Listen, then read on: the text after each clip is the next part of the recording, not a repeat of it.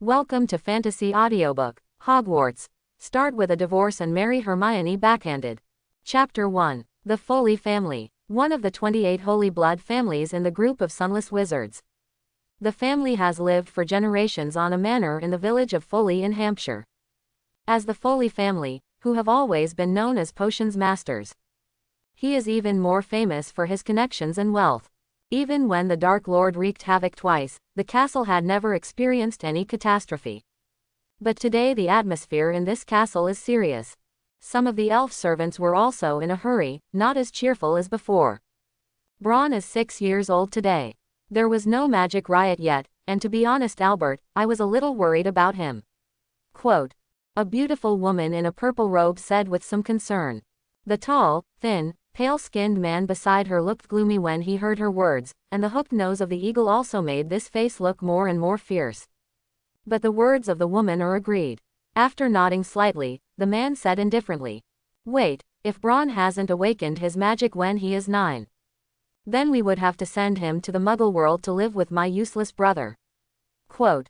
He's still so young. The woman's words were interrupted before she could finish speaking. Millie, you need to know. A squib is not suitable for life in the wizarding world. Living in the Muggle world was good for him and for us. Quote. A young child hides outside the house and listens to his parents as if he doesn't understand, not knowing what this means. However, he looked at his parents' expressions and knew that they were not very happy at the moment. 3 years later, a grand ball is being held in the halls of Foley Manor. It's just compared to the suits and leather shoes in a normal ball. The men and women at this dance are not to wear elaborate robes. Otherwise, the clothes on his body have a strong medieval style. In short, all this seems a little out of place with modern society. It's not just weirdly dressed guests at the ball. Even the other things in the hall seemed weird. Piano to play yourself. A skeleton playing a violin. The plate that fills automatically after eating. All this indicates that this is not a dance party for ordinary people. The ball was held for the birthday of Braun Foley, the heir to the Foley family. The protagonist is the little boy dressed in medieval aristocratic clothes and sitting at the table obediently. Albert, Braun finally magically rioted. Our son is not a squib. Quote. Watching as his son suddenly roared, a strange change began to appear in the air around him. Millie pulled down her husband next to her with some excitement. Tears also fell from the corners of his eyes.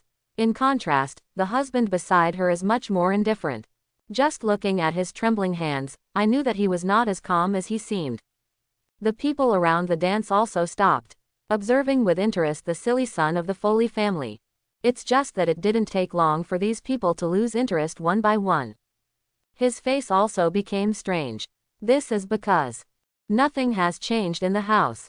Oh no, yes, a candle on the table was extinguished. Other than that, nothing out of the ordinary. Wow. A man in a robe couldn't help but laugh. But he quickly covered his mouth. Although the Foley family has begun to decline in momentum now, it is not as strong as it once was. But it's still not something he can provoke. It's just that this time it didn't calm down as he thought, and everyone quickly calmed down. Rather, with his laughter, wizards in the hall began to whisper in each other's ears. It seems that the Foley family is no longer good. That's right, not only is the current head of the family a man without potions talents, his son is even so weak in magic riot. It is conceivable that the magic power in the future will definitely not be strong. Quote. This magic is slightly stronger than a squib. Looks like Foley is finished. What a disgrace to the pure blood family. Quote. Quote. Representative Foley turned a deaf ear to the chatter around him. It's just that the face is as dark as the bottom of the pot. I was glad that my son was able to magically riot instead of a squib. At this moment, it has also disappeared. Because the power generated by Braun's magic riot is so low. Even if you become a wizard in the future, you will not achieve much. Mr. Foley, I'll leave first if I still have business. A richly dressed couple said with a smile at old Foley. Mr. Foley didn't speak, just nodded. Seeing the couple's departure, the wizards in the hall seemed to have received a signal. One by one, they are all ready to say goodbye. But at this time, a little girl's voice made everyone who wanted to leave stop. Dad, I don't want to marry such a waste. Shut up. Pansy. Quote. No, I won't. His magic is as weak as a squib. Shut me up. The tall and stout man yelled at his daughter. Then to the terrible Foley with a gloomy face. Mr. Foley, Pansy is still too young to understand. But I think it's better not to force together if the children don't want to. You say that. Quote. Although the man's tone appeared respectful, the meaning of the words was not so respectful. Are you going to quit marriage? Are you turning your back on a holy marriage? Is it, Parkinson, S. Quote. Mr. Foley's voice squeezed out of his teeth. Looking at the man's eyes also became unkind. What a humiliating thing to be divorced in public. It won't be long before this gets moved to the Daily Prophet. But what can he do about that? In the wizarding world, the fist is the truth. His own son's magic is so low. I guess this marriage is not sacred. After all, your son. But what a genius. My daughter doesn't deserve it. Quote. The man said with a bit of a sneer, as if he had completely removed his mask at this moment. The words are also domineering. There is no humility at all. Well, dear Mr. Foley, please consider this matter. Let's go first. Quote. First performed a wizarding etiquette, and then pulled his daughter by the head and left without looking back. Faintly, you can still hear the little girl's voice. Awesome dad. I don't like Braun's squib. I love that Malfoy is so much better than Braun. Quote. Mr. Foley, of course, doesn't deal with a little girl. However, the green tendons of his sideburns illustrate the anger in his heart at the moment. When the other wizards saw this, they also stopped staying. They all took their leave and left. In the end, only a family with red-haired hair and shabby clothes remained. One of the fat women comforted. Millie, don't be too sad. Braun at least magic rioted, didn't he? I believe he will become a good wizard in the future. Quote. The man beside the woman also comforted old Foley. Hey, happy Foley, look at our family, you can also continue to have more children. You are still very young, and you still have a full 100 years to go. Quote. Mr. Foley nodded, agreeing with him. It's just that the sorrow in my heart has not decreased much. Having an heir is not a simple matter for a wizard. As immortals, they have a longer life than ordinary people, but compared to ordinary people, it is more difficult for them to reproduce. This is also the reason why the number of wizarding societies has always been small. Not every family is as gifted as Weasley and can have so many heirs. Not to mention that even with the Weasley family, Molly looks a lot older because she has too many children. The figure is also out of shape. You must know that Molly is her wife's own sister. The two people are similar in age, and the gap after marriage is so large because of the standard of living. The other is because Molly has too many children. But he still nodded and said, I know Arthur, I'm just chilled by my guests. Quote. I didn't expect them to be so indifferent, did you? Albert, I've long told you that none of these Slytherins are good things.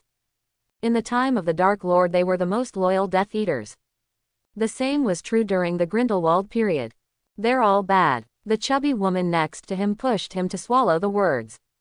Only then did he remember that the man in front of him was also Slytherin. So his expression also became a little embarrassed. Sorry, Albert, Arthur was always so reckless. Quote. It's okay, Molly, I understand that Yali is well-intentioned. Quote. Mom, look at your cousin. Quote. A little girl shouted as she pointed to Braun, who was ignored by everyone.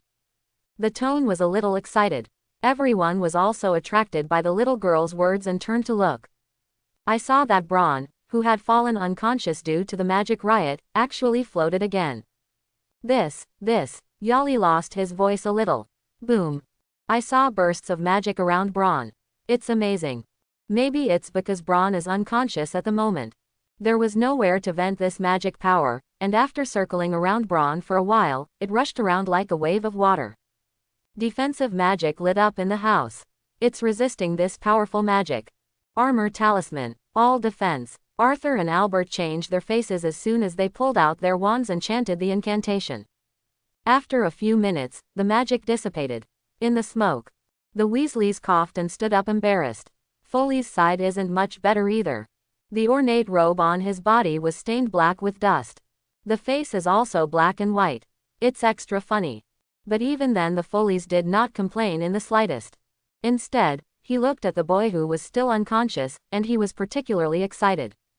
Merlin's beard. My son is not some waste. One day, he will become a great potions master. Quote. Mr. Foley shouted excitedly. Arthur not far away. Weasley was shocked, too. There is not the slightest rebuttal to Mr. Foley's words. Apparently he also felt that Braun could become a great potions master in the future. Even if you can't become a potions master, you will be a powerful wizard. He was convinced of that. You know, the power of a magic riot generally represents the future potential of a wizard. The stronger the power during the magic riot, the more and stronger the magic power in adulthood. The children of ordinary wizard families, when magic riots, are just destroying chandeliers and shattering glass. And something like Braun that can destroy the entire house is rare, if not unique. Don't think it's not a big deal to just destroy the furnishings in your house. But you know, the Foley family is not an ordinary small family. As a famous potions family in the Wizarding Society of the Sun Never Sets Empire. There are all kinds of spells engraved in the house. The defensive power is not to mention the comparison of military fortresses. But hard anti-small missiles are still no problem. You can imagine how amazing Braun's magic riot is at this moment. Arthur even thought that the magical riots of Dumbledore's youth might be just that. Albert, take your son back to the house and rest. The wife on the side pushed Mr. Foley, who was still excited. At this point, Mr. Foley also realized that this was not a good place to talk. Dolly. Yes, master. An elder with big ears. A green-skinned house elf almost 2 feet tall appeared in front of Mr. Foley. Clean up the surroundings. Yes. After agreeing, he began to clean up the hall that was similar to the ruins. Mr. Foley, on the other hand, hurried back to the bedroom with his son in his arms. He looked as if he was holding some precious porcelain. Molly, take the child and wash it too. After that, let's prepare dinner together. It's like my mother did it before. Quote, Millie Foley to her sister Molly Weasley said. Molly originally wanted to refuse. After all, it would take a long time for this hall to be so messy. Plus Braun is still in a coma. So she wants to go home as soon as possible without causing trouble for her sister. But after hearing Millie's words, he hesitated and nodded in agreement. Braun, lying in bed, after his father left, let out a groan. Then he slowly opened his eyes and looked at the gorgeous decorations and soft beds around him. I couldn't help but mutter. Did I really cross it? His name is Wang Zan, an orphan without a father and no mother, and in his 20s, he contracted leukemia because he had been a painter for a long time and died. The last memory in my mind is that of Harry Potter lying on a hospital bed with a book stained with blood. Ah, Wang Zan only felt a pain in his mind, and he went through the whole process of a child from birth to the age of 9 from the first perspective. So I'm in the world of Harry Potter. And I'm still the heir to a pure blood family. That's great. Quote, he was happy with what he had crossed. Magic, how fascinating it is. Not to mention that there is still the possibility of eternal life in this world. It couldn't be more perfect. It's heaven for him. As for the soul of the show's body, he didn't worry, although he didn't know what was going on. But he knew that the soul of this original body had also traveled to another world. So I don't have to worry about him anymore. Drip. The system has arrived. Quote. The wizard simulator is activated. Is it simulated? Wizard simulator. Shouldn't you give me a brainless system to kill, punch Voldemort, kick Dumbledore? Braun was complaining about this when he suddenly noticed that the text in front of him changed. Wizard simulator is on. Currently you can choose talents. Parseltongue, Prophet Apprentice, Apothecary, Squib, Half-Blood. Please choose up to 3 of the above talents to simulate the wizard. I obviously didn't choose whether it was good or not. Why did I open it? Braun looked at the simulator in front of him and continued to complain about this. But he also knew that time could not be delayed. The so-called marrying a chicken with a chicken and marrying a dog with a dog, since his own gold finger is this, it is useless to dislike it. Let's honestly choose talent for simulation. For this type of game, he still knows how to play. When I was working in my previous life, I also fantasized about being able to have such a simulator to change my life against the sky. So it is not unfamiliar with the process. Choose talent. Looking at the 10 talents in front of him, Wang Zan was a little hesitant. After all, These talents are actually not very good, except for Parseltongue and Prophet Apprentice. All white talents are slightly better than blue. However, after hesitating, Wang Zan still chose well. Parseltongue, red, rumored to be a magical power inherited from Slytherin, a symbol of nobility in pureblood. The power contained in the bloodline allows you to easily communicate with snake creatures. At the same time, you can command snakes to make them obey your commands. Prophet Apprentice, red, as a wizard with a talent for prophecy, you can easily see the trajectory of the future through the crystal ball, but the results of the prophecy are usually annoying. Apothecary, blue, as a muggle doctor turned wizard, you have a strong interest in potions. This allows you to learn potions more quickly. Talents come in different colors, and the lowest talent is white. Then blue, red, purple, gold. There are 5 levels in total. Wang Zan's luck can only be said to be good or bad, and he has 2 red talents. Selection completed. Simulation start. 0 years old. You were born a boy. Your mother died in childbirth. 1 year old. You grew up living in the countryside. Your father accidentally fell off a cliff because of his medicine. At the age of 6, you started learning to make herbs with your grandfather to help heal the sick in the village. 7 years old. Your grandfather died, and a mysterious group of people came to the village. Listen to the village chief that they are nobles, and those chosen by them can become knights and live a good life. 8 years old. The village chief told you that these mysterious people who have lived for a year are going to start choosing the children in the village to take away. Everyone is happy, but few succeed. Luckily, you were chosen. 10 years old. After a year of sailing, you find that these people are not nobles but wizards, but you still choose to join them when you were young. 20 years old. Your talent for being able to predict is valued by the Academy's mentor, and you become his disciple. 21 years old. Because your talent is beyond ordinary people, you are jealous of your senior brother. You were cursed by your senior brother and you died. At the end of this simulation, you can keep a talent forever. Solidify into the real world. Simulator cooling. Simulation time, 21 years. Cooldown, 21 days. Braun watched this life for a long time without words. I can only say one sentence as if with emotion. This life is too miserable. Just be born in a medieval Western fantasy setting. But what the hell is the setting of losing a mother at birth, losing a father at the age of 1, and losing a grandfather at the age of 7? And he finally survived until he was 20 years old and was valued by a mentor, and he was killed by his senior brother before he enjoyed a few years of happiness. And this gold finger will have to take nearly a month to use.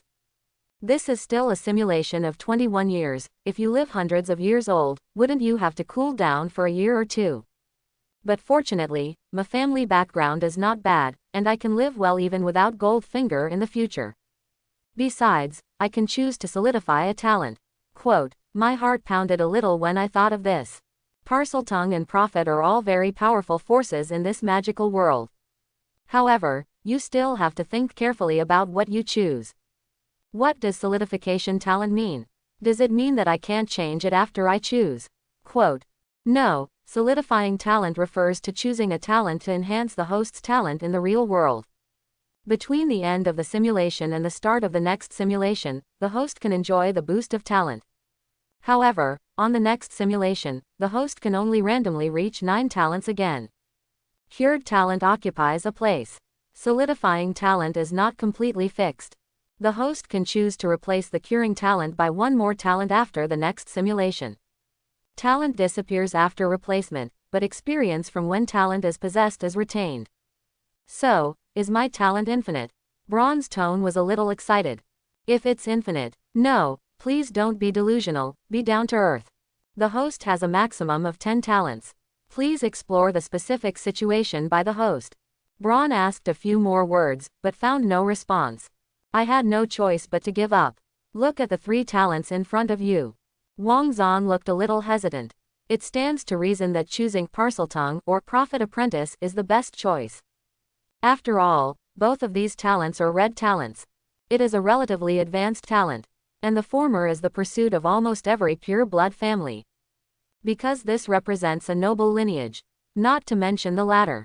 Be able to predict the future. What a powerful ability.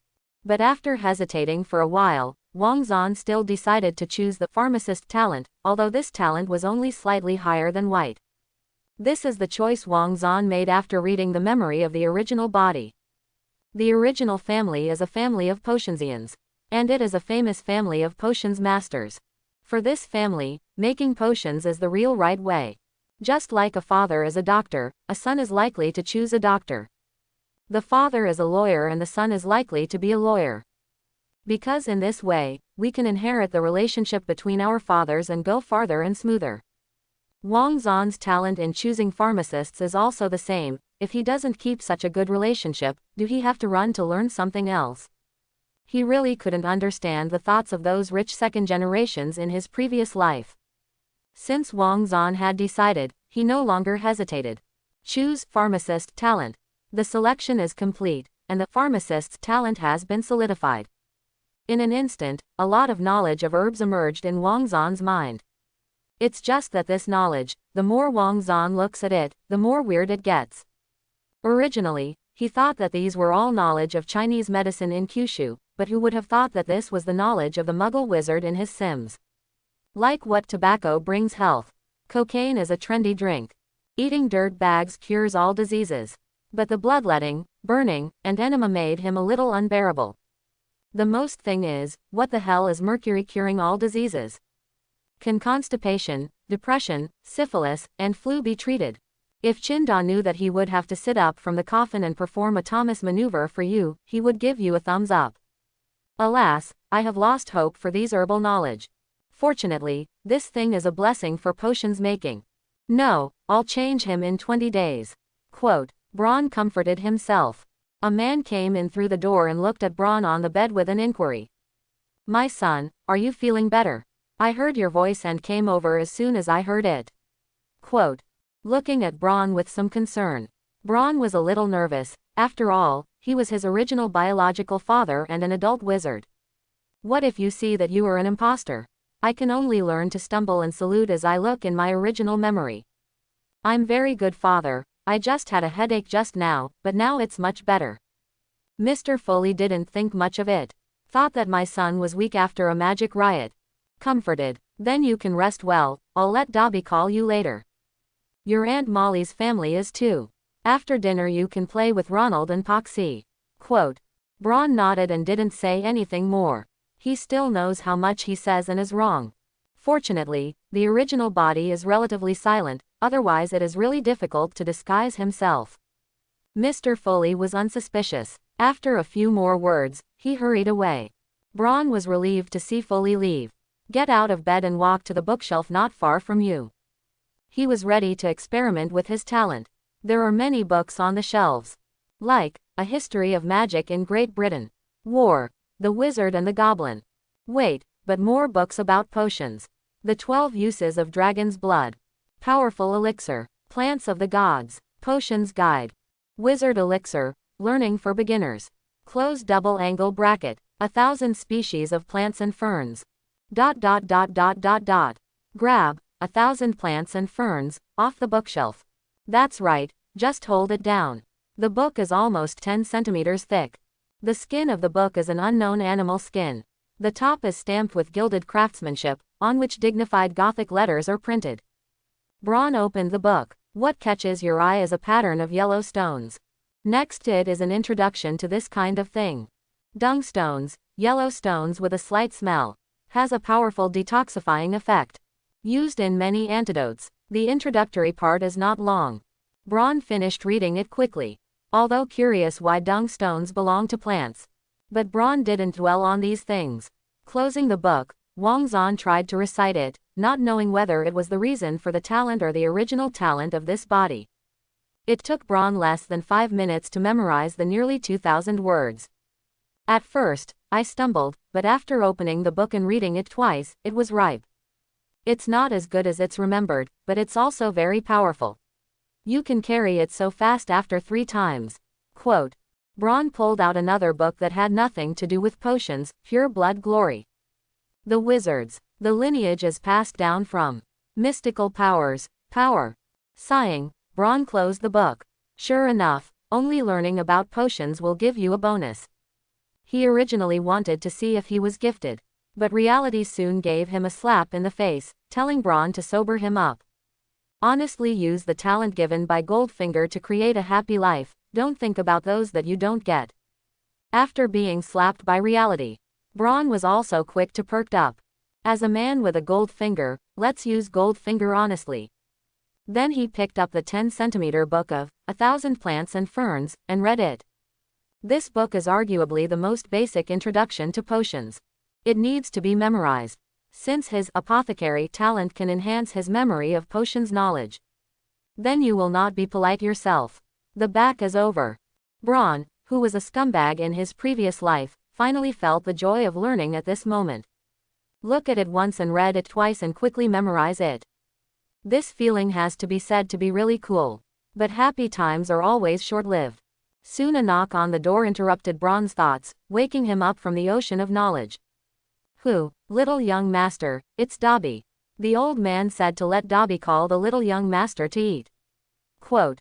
The voice is a little shrill when he speaks. Bron frowned and looked at the clock on the wall to see that the hands had pointed to 6:30. And this time is the time for dinner at their house. I took a deep breath. Bron closed the book. Dobby, take me to the restaurant. Bron opened the door and said to the house elf in front of him, who was about 1.6 meters old with green skin bats and big ears. Okay, little young master. This one was wearing a sheet, and some old house elves said respectfully. Although surprised by Bron's order, he obediently stood in front and led the way. Bron followed. Try to smile at the house elves whose heads have been cut off and hung on the wall as decorations. And portraits of ancestors who have exchanged ears. To be honest, if it weren't for the strong psychological quality, Bron would have been intimidated by these things. Some of the memories of the original body are vague. For example, about the restaurant road and these portraits and decorations. It's like people subconsciously ignoring what is everywhere around them. But this is bitter for Wang Zan. The journey was terrifying. Especially the portraits still liked to stare at him and laugh. Wang Zan had to stop from time to time to say hello to them. Grandpa. Wang Zan respectfully greeted the white-haired old man in the frame in front of him. The old man is much more kind than the other portraits, but the ancestral hooked nose has not changed. At the moment, his tone was a little excited. Oh, my dear child Bron, you really surprised me just now. Your magic riot is simply outrageous. Believe me. You will definitely become a great potions master in the future. Much better than that idiot of your dad. He had to fail even a dozen times for a simple acne potion, and to be honest I really doubt if he was my own. Quote. Hey, father, I'm not that bad, okay. Quote. Mr. Foley rolled his eyes and looked at the portrait helplessly.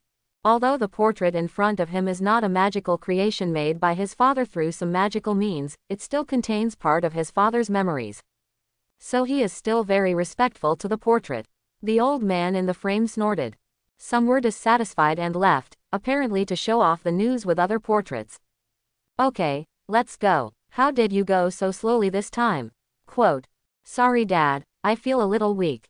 Nothing, right? Representative Foley is concerned. Now his son is a baby, but he can't bump it. He was still waiting for his son to revitalize the family. As the portrait says, become a great potions master and revive the reputation of the Foley family. Bron shook his head. It's okay, I just feel like my body is empty. Sleep and you'll be fine. Quote. Only then did Mr. Foley breathe a sigh of relief. It's okay, it's because the magic power in your body disappeared because of the magic riot. It won't be like that when they recover again. Okay, let's go. Otherwise, your mother will not be able to wait for a while. Quote. Bron nodded obediently. Don't dare to delay any longer. Through the memory of the original body, he knew that his mother was a well-bred and noble woman most of the time. But when he makes a mistake, it becomes a different story. It seems to be the instinct of the body, thinking of this. The body couldn't help but shiver. Why did you come so late? Mrs. Foley frowned. She seemed to be dissatisfied with her son's unpunctuality, but she didn't say much because her relatives were present. After complaining, he asked his son to sit down. Cousin Foley, you didn't know how handsome you were when you were in a magic riot just now. A little red-haired girl sat next to Bron and excitedly told him about her magic riot just now. Bron listened with interest, nodding his head in agreement with the girl from time to time. Of course he knew the group in front of him, Ginny, the youngest daughter of the Weasleys. But what he didn't expect was that he and the Weasley family were related. Her mother was also Mrs. Weasley's sister. This was a bit unexpected to him. After all, Mrs. Weasley was both in appearance and temperament compared to her mother. None of them can find the slightest similarity. Pull up to strangers and say they are sisters, and absolutely no one will believe them. But the truth is that they are sisters. Ginny clenched her little fists indignantly. Cousin Foley, it's so nice to me that you're not a squib. So you can go to school just like Ronald. I believe that those pure-blood families would be stunned if they knew that you had such powerful magical powers. You don't know what they looked like just now. Quote, oh. What happened just now? You know, I fainted from my magic riot and don't remember much about what just happened. Quote. Bron asked with a slight surprise. The little girl was excited and Bron did not ignore him, especially Bron's inquiry made her feel valued. Of course, Cousin Foley. It's your betrothed partner. She dislikes your magic power for being too low, so she retreats. Enough, Ginny, Mrs. Weasley scolded. Then he comforted Bron, who was stunned. Oh, Bron, little wretched. Don't be sad about it. You know you're going to school soon, and Gryffindor has a lot of beautiful little girls. I believe that you will be able to reap a love that belongs to you there. Quote. Saying that, he touched Bron's head with his hand with a little sympathy. Bron wanted to explain that he was just looking up memories. But I saw the eyes of everyone at the table looking at me. After all, he sighed. I see, Aunt Molly. I won't be sad. Quote. Molly nodded with satisfaction. After a few more words, he continued to join the conversation just now. Albert, have you heard? The Ministry of Magic is about to start a strict investigation of illegal black magic items. Quote. Mr. Weasley casually reminded Mr. Foley while drinking creamy soup. Mr. Foley frowned, seemingly somewhat dissatisfied with the proposal. Complained. Seriously, Yali, I really don't understand what has happened to the Ministry of Magic over the years. Confiscation of dark arts items. It's hilarious. Who in a family like ours doesn't have a few items passed down from their ancestors? Quote. I saw Mr. Weasley's face that something was wrong. Mr. Foley couldn't help but ask. You won't throw it all away? Oh my goodness. What about those magic books passed down by your ancestors? Could it be? See Mr. Foley's shocked expression. Mr. Weasley was a little embarrassed. In any case, he is also a pure-blood family that has been passed down for hundreds of years. Although I said that I didn't care much about pure blood and other things. But there is still something sensitive to the family's heritage. Don't say that Westerners don't value their ancestors. That's an ugly country. In Europe, people still attach great importance to the great achievements and inheritance of ancestors. Otherwise, there would be no bloodline theory. Albert, those things you know are so dangerous. As for the inheritance, I left a part of it that belonged to white magic, and I sold the rest. Quote. You, alas, what to say about you? Quote. After all, it is someone else's family affair, and Mr. Foley is not good to say. It's just that there is still some disdain for Weasley's pedantic approach. In his opinion, magic is never good or bad. Just like Dumbledore, the greatest white wizard in the wizarding world today. Doesn't he know the slightest bit of black magic? How can it be? But soon, Mr. Foley was a little excited. But if you destroy it, destroy it. Anyway, today's magical world is getting more and more decayed. Even the spell is getting weaker and weaker. The powerful magic turned out to be only 3 unforgivable curses left. Ancient wizards, that is a powerful existence that can control weather changes and lightning meteorites come easily. Mr. Weasley let out a sigh of relief when he heard Foley's exclamation. Yes, when I was a child, my grandfather told me about his childhood experience. At that time, there were many powerful magic spells. Unfortunately, these are now lost. Quote, it seems to have sensed that the atmosphere has become a little dull. Mrs. Weasley volunteered. Well, don't mention these old things. Try the secret pie that Millie and I made. Quote. As he spoke, he sliced a pie about the size of a 10-inch pizza. Then use a fork to divide into the plates of 2 men. It tastes so good. Quote. Mr. Weasley commented while eating the pie. Representative Foley also nodded approvingly. Yes, I remember the last time I ate it was last year. Oh, didn't Millie do it for you? Quote, Mrs. Weasley asked with some surprise as she handed the pie to the children. Molly, do you think your cute sister can cook? Mrs. Foley glared at her husband beside her, and unhappily shoved a piece of stewed beef into his mouth. It seems to say, if you can't speak, don't speak. Yes, Millie didn't like going to the kitchen since she was a child, and she was scolded by her mother many times for this. I didn't expect it to be like this after so many years. Quote, Mrs. Weasley had some memories in her eyes. It seems that something comes to mind. A smile couldn't help but appear at the corner of his mouth. But soon the smile disappeared without a trace. As if the person who smiled just now was not her. Braun ideographic period. Braun put down the pie in his hand and looked up at the little boy who looked cowering. Look at his freckles and the look of cringing compared to the other Weasleys. Braun knew who he was in an instant. What's wrong, Ronald? Is there something going on? Quote, it's nothing, it's just last time. What you said. Ronald whispered embarrassedly. Braun frowned. Then suddenly said, of course, wait until we're done. When the time comes, show you the new broom series of light wheels that my dad bought me. Quote. Ronald was a little excited. Her cheeks were flushed like hair. Lowered your voice. Fantastic. Braun, I've seen news in the newspapers about their listing for a long time. Quote. Ronald is a die-hard Quidditch fan. There is not the slightest resistance to flying brooms. Braun shrugged. If you like it. He didn't have much love for flying brooms. In my previous life, I didn't like the Quidditch described in the book very much. One is because the sport is so brutal. The other is that he thinks the sport is silly. As long as you can't catch the golden snitch, you can't end the game. The longest game in history was played for 2 days. And those wizards actually stayed in the audience and watched. God, this is so stupid. But think of the barren entertainment of wizards. Braun was less disdainful of them, but sympathetic. But if they have a TV, it won't be like that. Mom, we're done eating and going out to play. Braun wiped his mouth with a napkin from the dining table, waving at Mrs. Foley, who was still chatting. The same goes for Ronald. After obtaining the consent of their respective parents, the 2 young boys hurried out of the restaurant. Came to the garden outside the castle. Seriously, Ronald, should we wear more? I felt a little cold. Quote.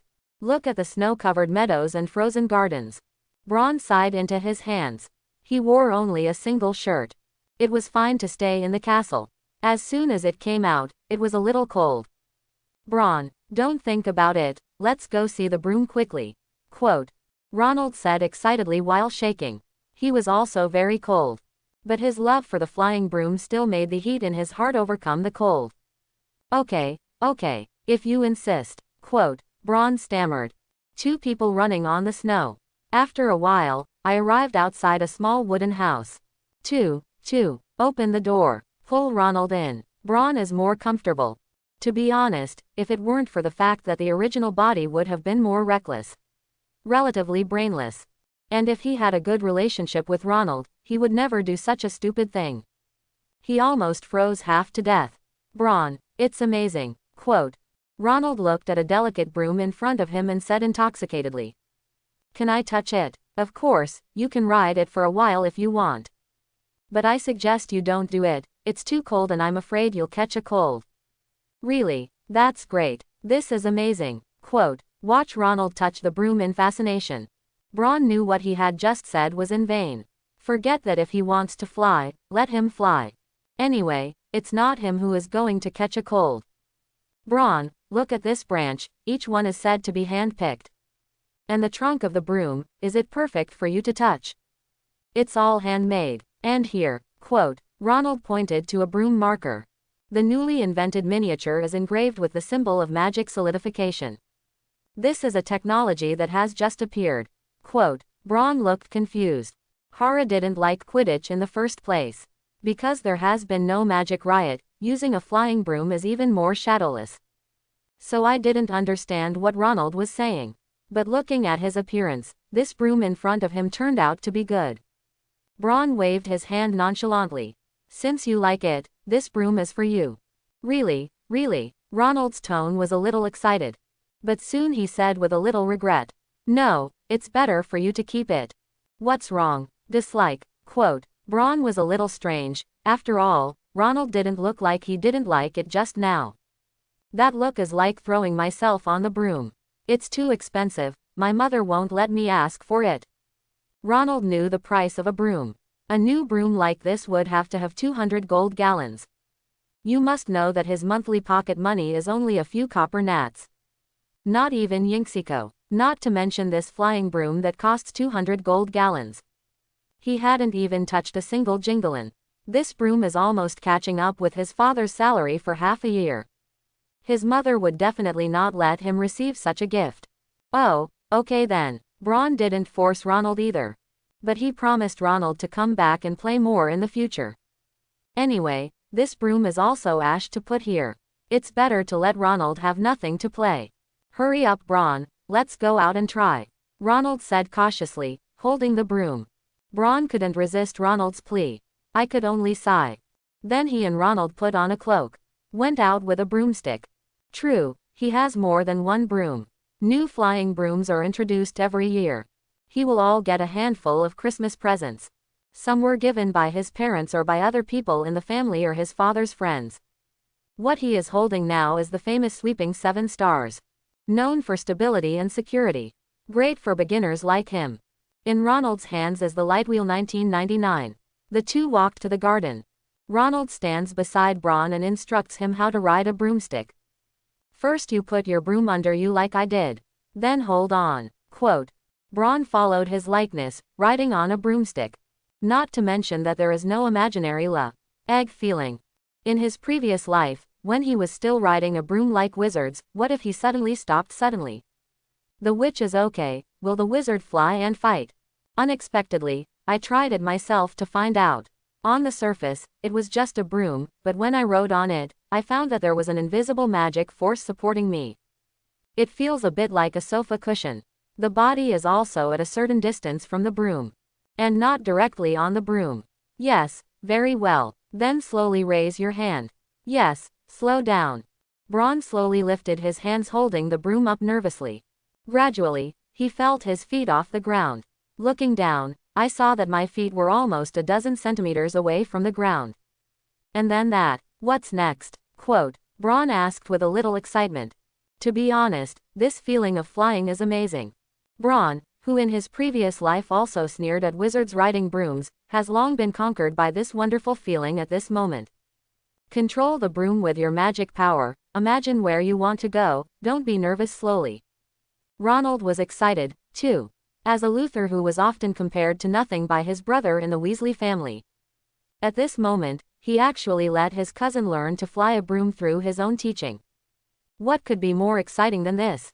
Merlin's beard moved. The broom moved. Quote. Braun yelled. Although the broom only floats a dozen centimeters from the ground, the speed of movement is not much faster than that of a snail. But for Braun, it's also something that excites him.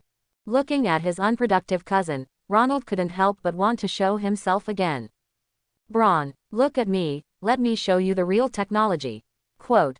I saw Ronald riding on a broom and suddenly jumping into the air. Looking at Braun triumphantly. From time to time, he also makes a fancy move. Braun looked at Ronald with some admiration.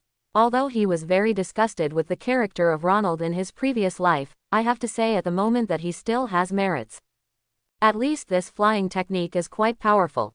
As for those jealousies and occasional complaints, in the end, it is still because of low self-esteem. As the sixth son in the family, he basically used the things that his brother eliminated when he was born. Second brother Percy's wand and pet. Big brother Bill's clothes. From time to time, he has to be bullied by his twin brothers Fred and George. It's not too miserable. It's not surprising to see others jealous. Seeing Braun's admiring gaze, Ronald was very proud and raised the broom higher. Look, Braun, am I amazing? Quote. Ronald showed off as he waved at Braun. Looking at Ronald's look of praising me, Braun kindly satisfied him. Of course Ronald, you're the best flying technique I've ever seen. Come down quickly. It's too cold. How about we go to the house and drink some hot cocoa? Quote. Hearing Braun's compliment, Ronald was even more excited. But he is also a little cold when he rises so high at the moment. Okay, Bron, I'll go down. But at this time, the accident happened. The cold weather combined with Ronald flying so high. It made Ronald's hand cramp. In this panic, the broom also began to get out of control. Start scurrying around in the air. Ronald, what's wrong with you? Is this a new trick? Stop playing and come down. Quote. Bron landed on the ground and looked at Ronald scurrying in the air, and couldn't help but ask. He thought it was some new trick that. Ronald screamed. No, Bron, I can't stop. My hand is cramping. Quote.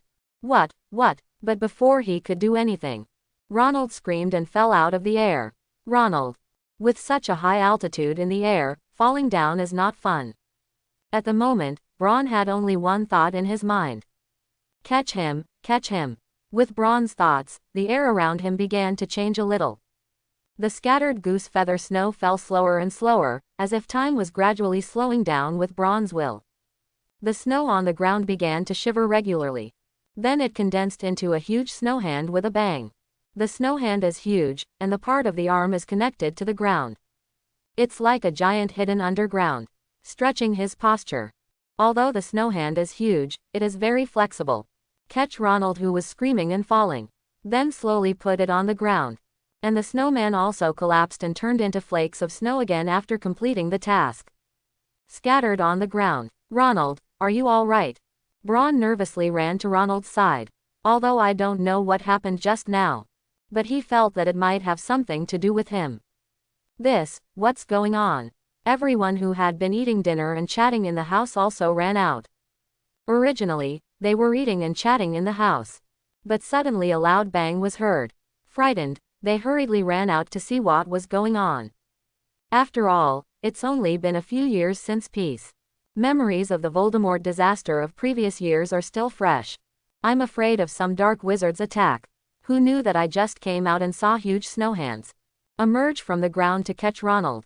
After slowly putting him down, he disappeared. What just happened? Ronald, what the hell have you done? Quote. Mrs. Weasley pinched her waist like an angry lion. Shouted at Ronald. Frightened, Ronald didn't dare to look up. This matter also has a certain relationship with Bron, and he hurriedly stepped forward and said. Aunt Molly, you can't blame Ronald for this. It was Ronald who taught me to ride a flying broom before I accidentally fell out of the sky. Quote. Is it true, Ronald? Is that what your Foley cousin said? Quote.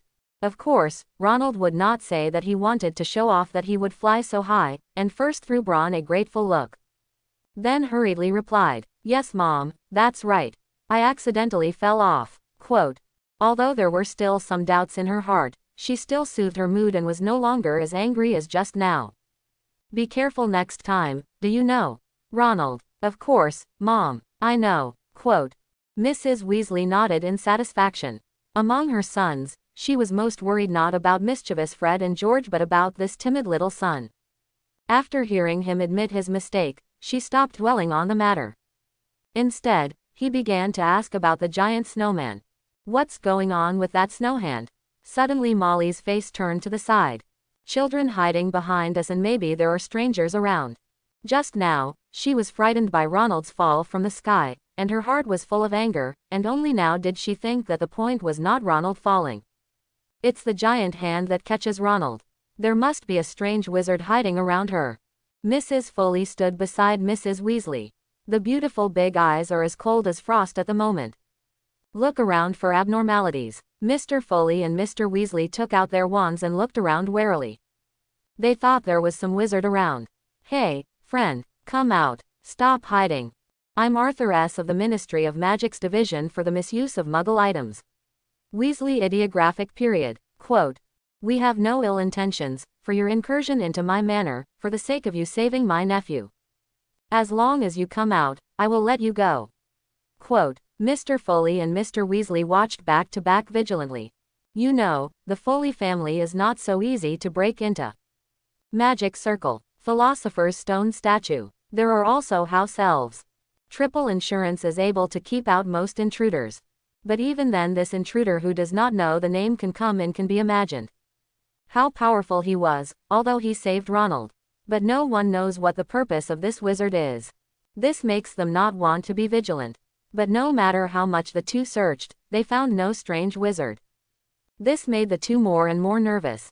There was even a trace of cold sweat on Mr. Foley's forehead. As we all know, this only happens when the magic power difference is very large. If it weren't for the large gap in magic power between the two sides, it wouldn't have prevented the two adult wizards from finding the trace. Such a powerful wizard came to his manor silently, there must be some hidden secret. Bron saw the nervous look of everyone, and was a little embarrassed and didn't know what to say. I didn't expect that one of my thoughts could summon such a huge palm. And he also made his father like a great enemy. But you can't do it without explanation.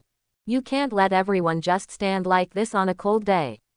He could only stand up from behind his mother in embarrassment. Bron, go back. The danger has not been lifted yet. Quote. Mr. Foley scolded, dissatisfied with his son's reckless behavior. Father, if you guessed correctly, there should be no dark wizard. Nothing. What are you talking nonsense? Who made that huge snow palm? Quote. Mr. Foley whispered to Bron as he looked around nervously. Bron was a little embarrassed. Well, in fact, I made that snowman.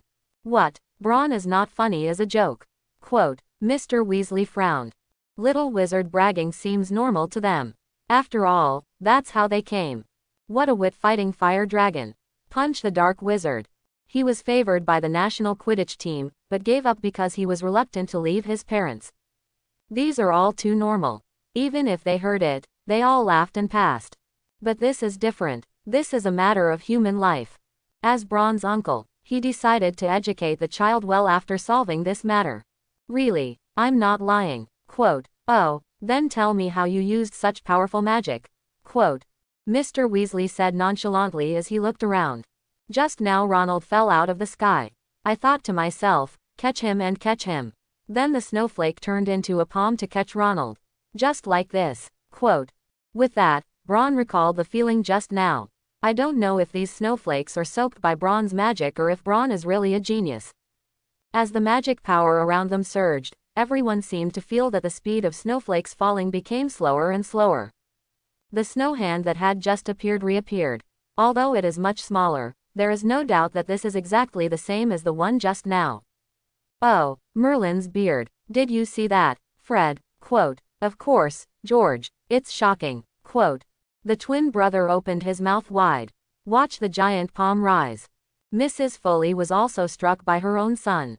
The wand held in his hand also did not know when to hang down. I'm not lying.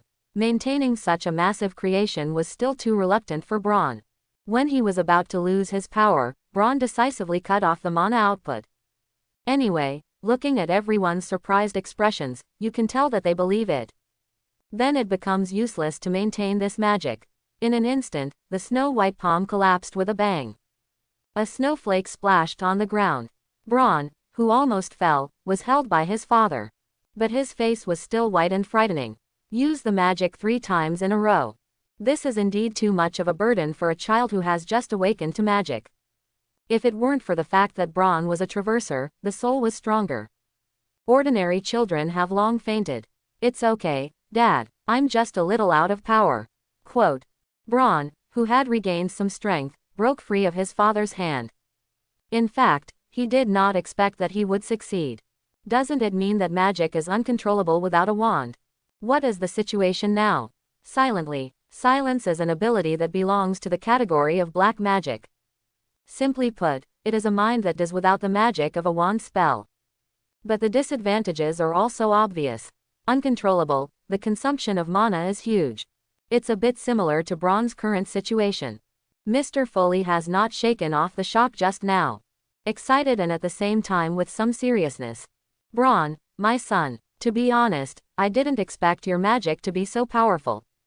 I'm so proud of you. But child, you have to promise that you can't use magic at will in the future.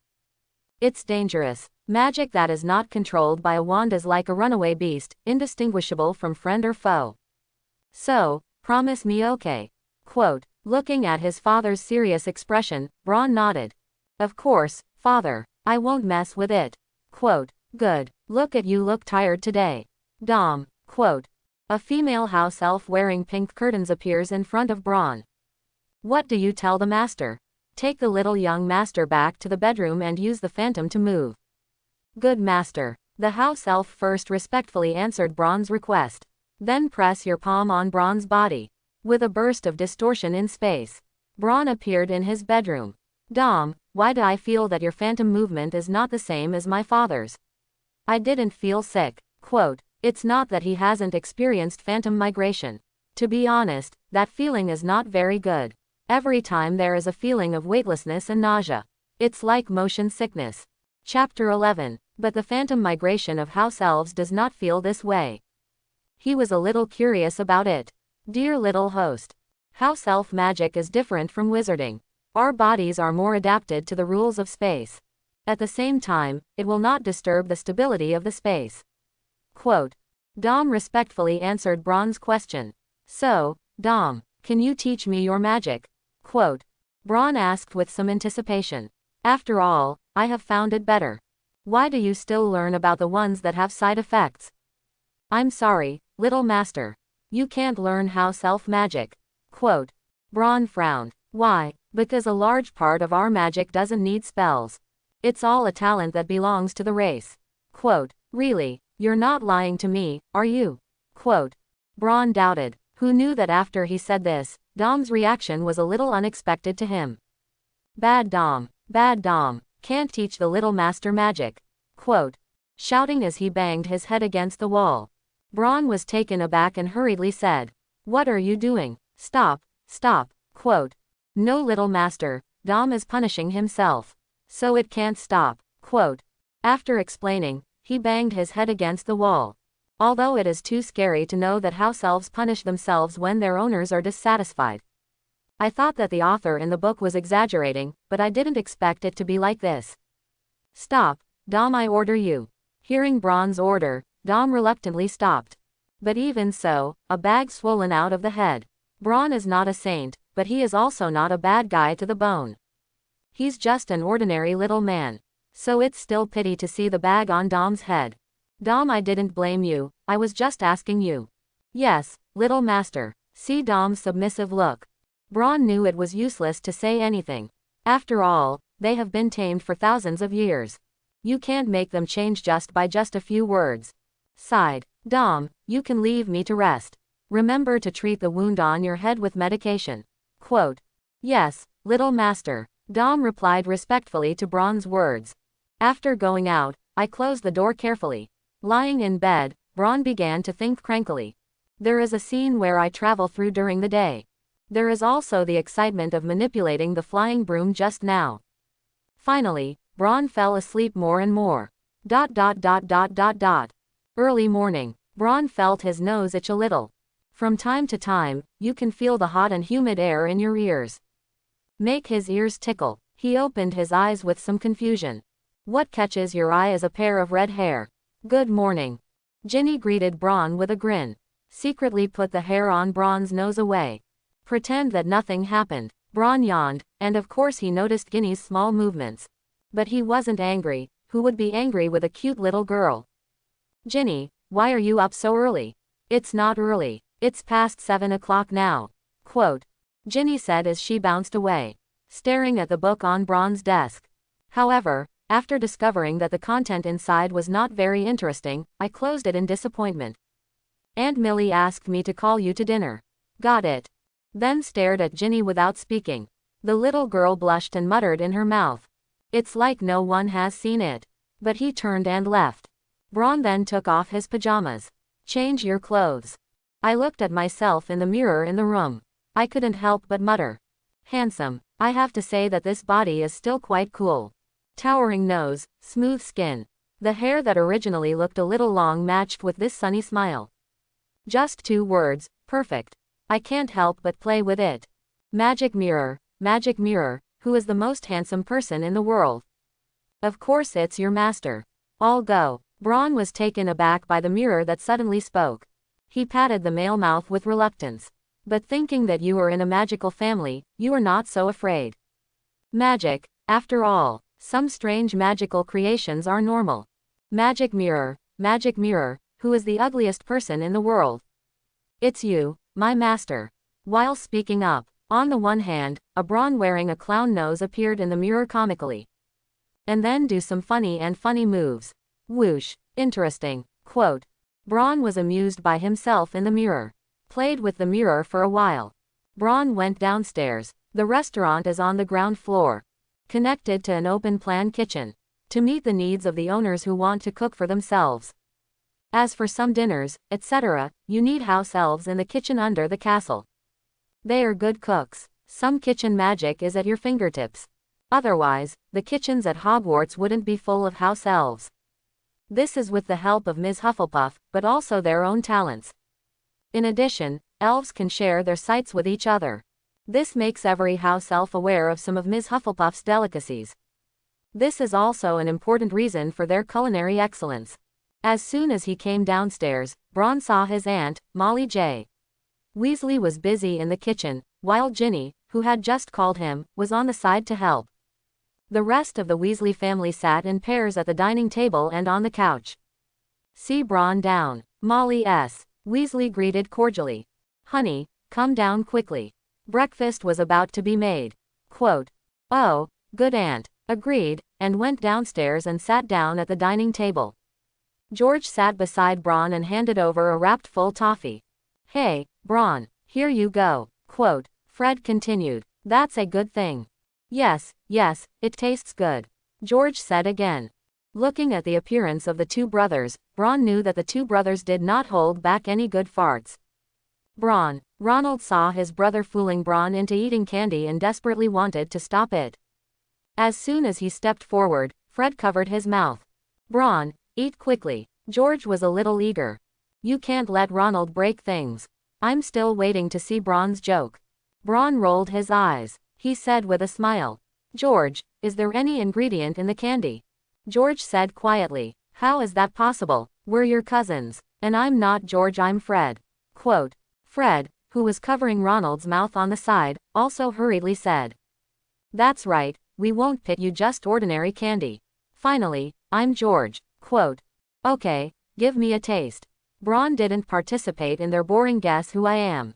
Instead, he took the candy from George's hand. Ronald kept waving his hand to stop it. Braun is also a good friend, how can he watch him being teased by his brother? But unfortunately, as soon as his hands waved, Fred held them down. Eat quickly. George watched Braun keep staring at the candy without moving his mouth and was a little anxious. He couldn't wait to see Braun finish his candy. This is his and Fred's latest work. Braun pretended. George, do you see if there is a bug on this sugar? Impossible. You come closer. George leaned in and stared at the candy in Braun's hand.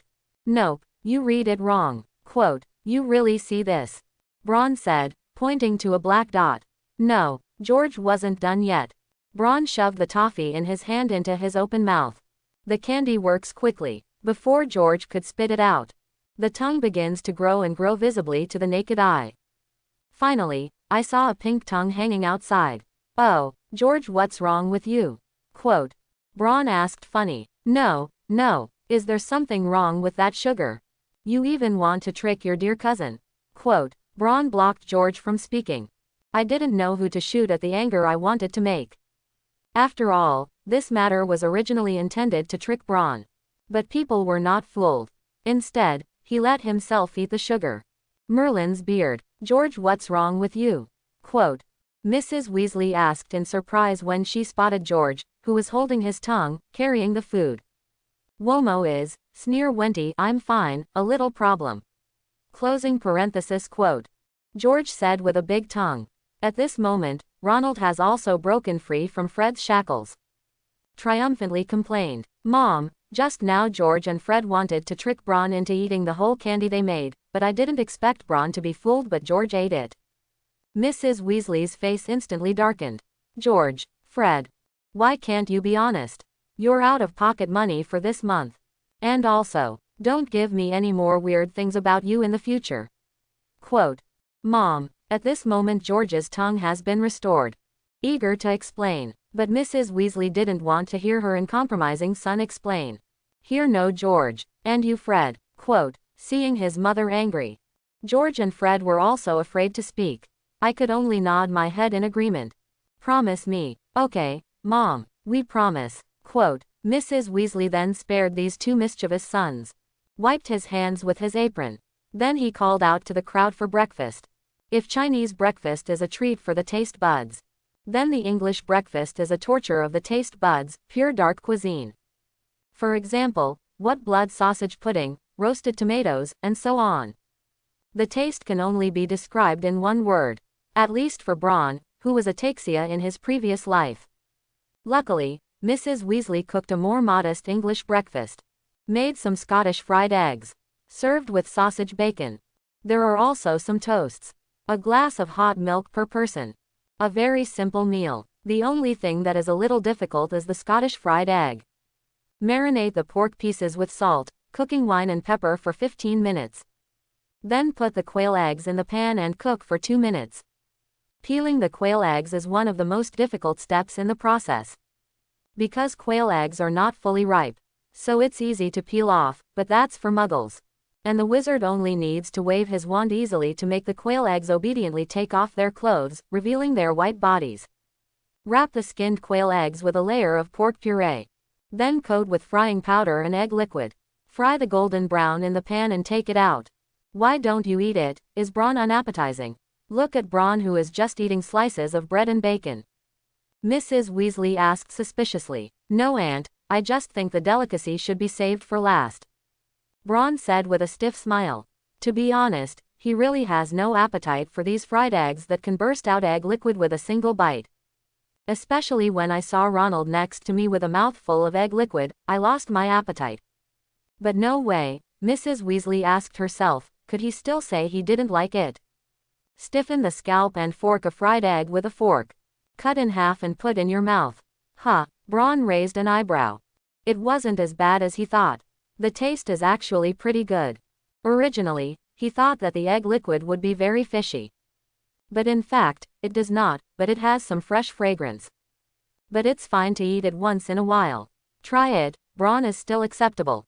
If he paused like this, to be honest, he still couldn't stand it. It tastes great, Aunt Molly. That's good. Mrs. Weasley was delighted with Bron's compliments on her dish. And some more for you. As he spoke, he poured all the fried eggs on his plate onto Bron's plate. I'm afraid he won't have enough to eat. This is my mother's careful work, Cousin Bron, you can't waste it. Ginny said playfully with a wink. Bron's words of rejection were forced to swallow. Ginny said that she couldn't refuse any more. Especially Mrs. Weasley was still looking at herself expectantly at the moment. Gotta eat. Bron stiffened. Stuff a fried egg into your mouth. Fortunately, Mrs. Weasley didn't do much. Plus there are more people. So Bron only has 4 on his plate. But even so, it makes Bron tired after eating. Forced a smile that I liked so much. Then I picked up the milk and drank a big sip before I felt a lot better. Mom, I'll go upstairs first when I'm full. Mrs. Foley nodded. Bron then gentleman left the table. Ginny watched Bron's back as she went upstairs and finished her bread. Mom, I'm done eating too. I went to play with Cousin Foley. Quote. Of course, run slower. Remember the time. We'll be leaving in a minute. Quote. I know, Mom, Ginny said nonchalantly as she flicked her braids. Oh, how cute Ginny is. Mrs. Foley said with pampering. Bron is also a gentleman, and honestly, if George and Fred were half like Bron, I wouldn't worry about them as much as I do now. Mom, Fred said with some dissatisfaction. Mrs. Weasley glared. Am I wrong? Fred didn't dare to answer and could only eat his slices of bread silently. Well, if only Ginny were my daughter. Mrs. Foley said meaningfully. Then look at his sister. And Mrs. Weasley looked at her sister and said. Yes, if only I had a son like Bron. The two sisters looked at each other and smiled. It's all in the air. The two men sitting in the first place smiled helplessly after looking at each other. However, they did not object to their own wife's matchmaking. After all, it would be nice if it could be done. The Foley family is a famous potions family, although it is said that Mr. Foley's generation is a little lonely now. But it still has a lot of reputation in the wizarding world. Not to mention wealth. Don't dare to compete with the top Gaunt family, the Black family.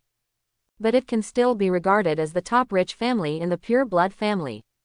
After all, potions are a tool for profiteering. How profiteering do you want to say? A bottle of potion costs no more than a dozen galleons. In the presence of channels, it can even be compressed to a few galleons. But the price can reach more than a few hundred galleons.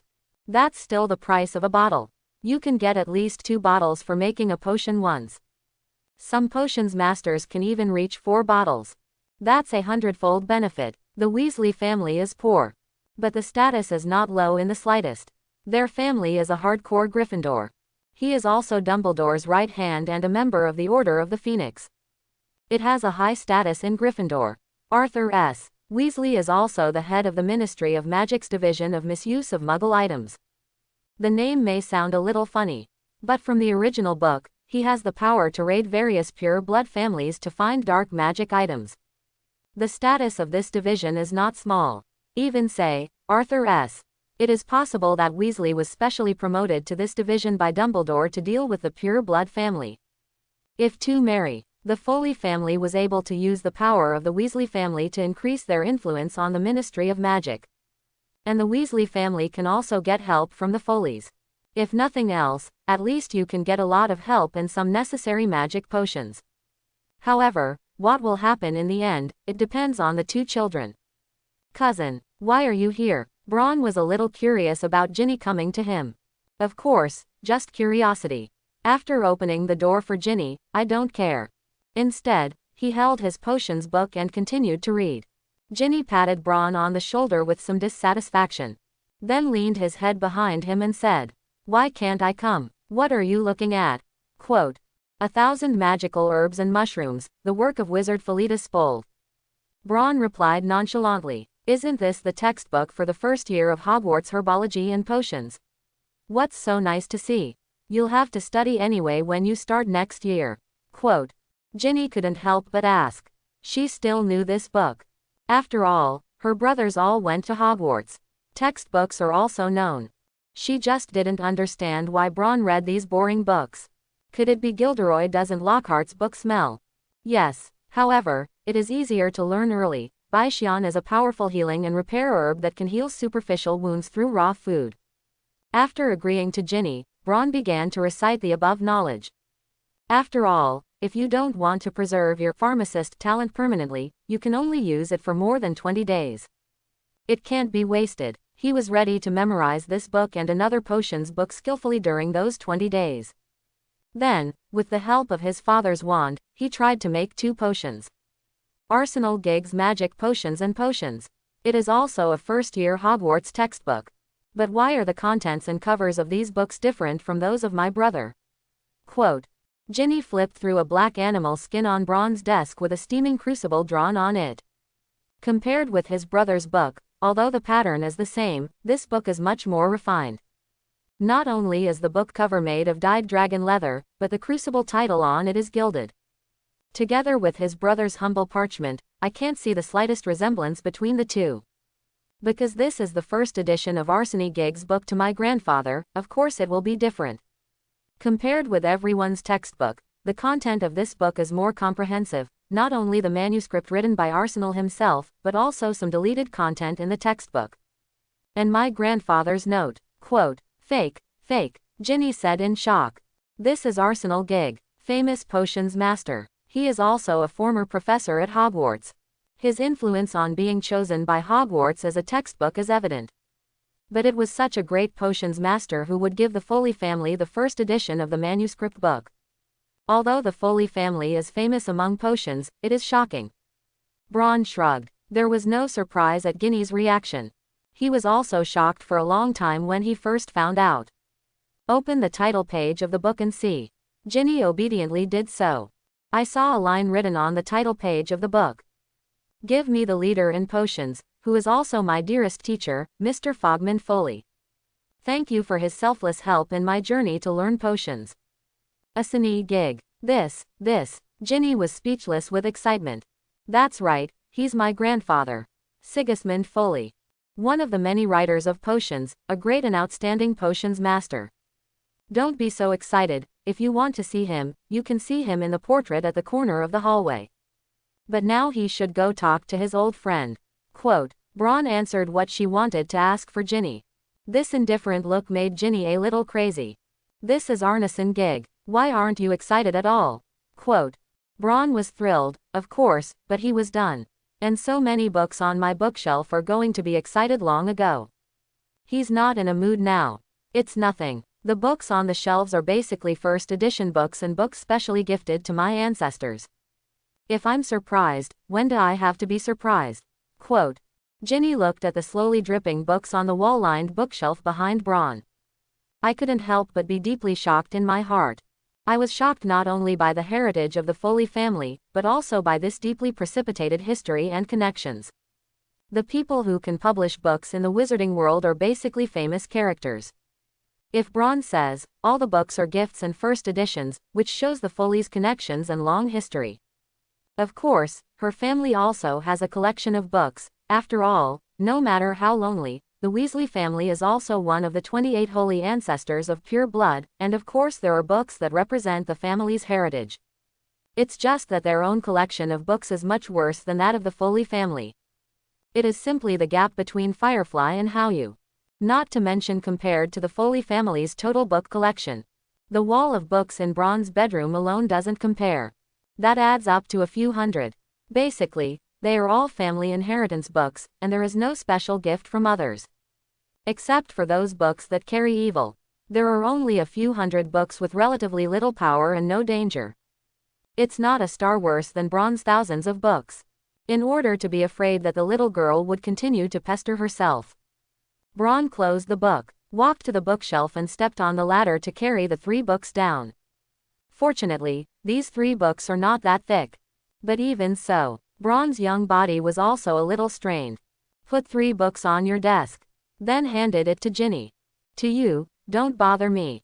I don't want to. Oh my god, traveling with vampires, this is Gilderoy Lockhart's book. So what are the remaining 2? Quote. Ginny asked as she set her eyes on the other 2 books on the table. Wandering with a Werewolf, A Year with a Tibetan Snowman. Originally, she wanted to have a backbone refusal, but after seeing this idle book, she instantly lost her insistence.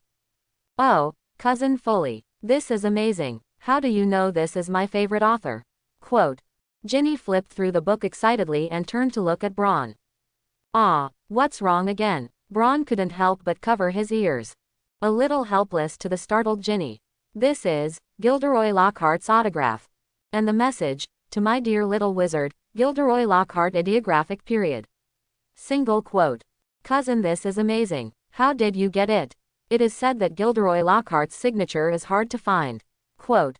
Of course, Bron would not say that it was because of his original body that he admired extremely much Gilderoy Lockhart let his father walk the door.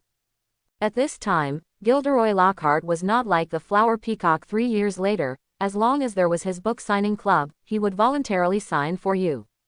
Although he now has a lot of fame. But he is afraid that things will be exposed, and he is still relatively low-key at the moment.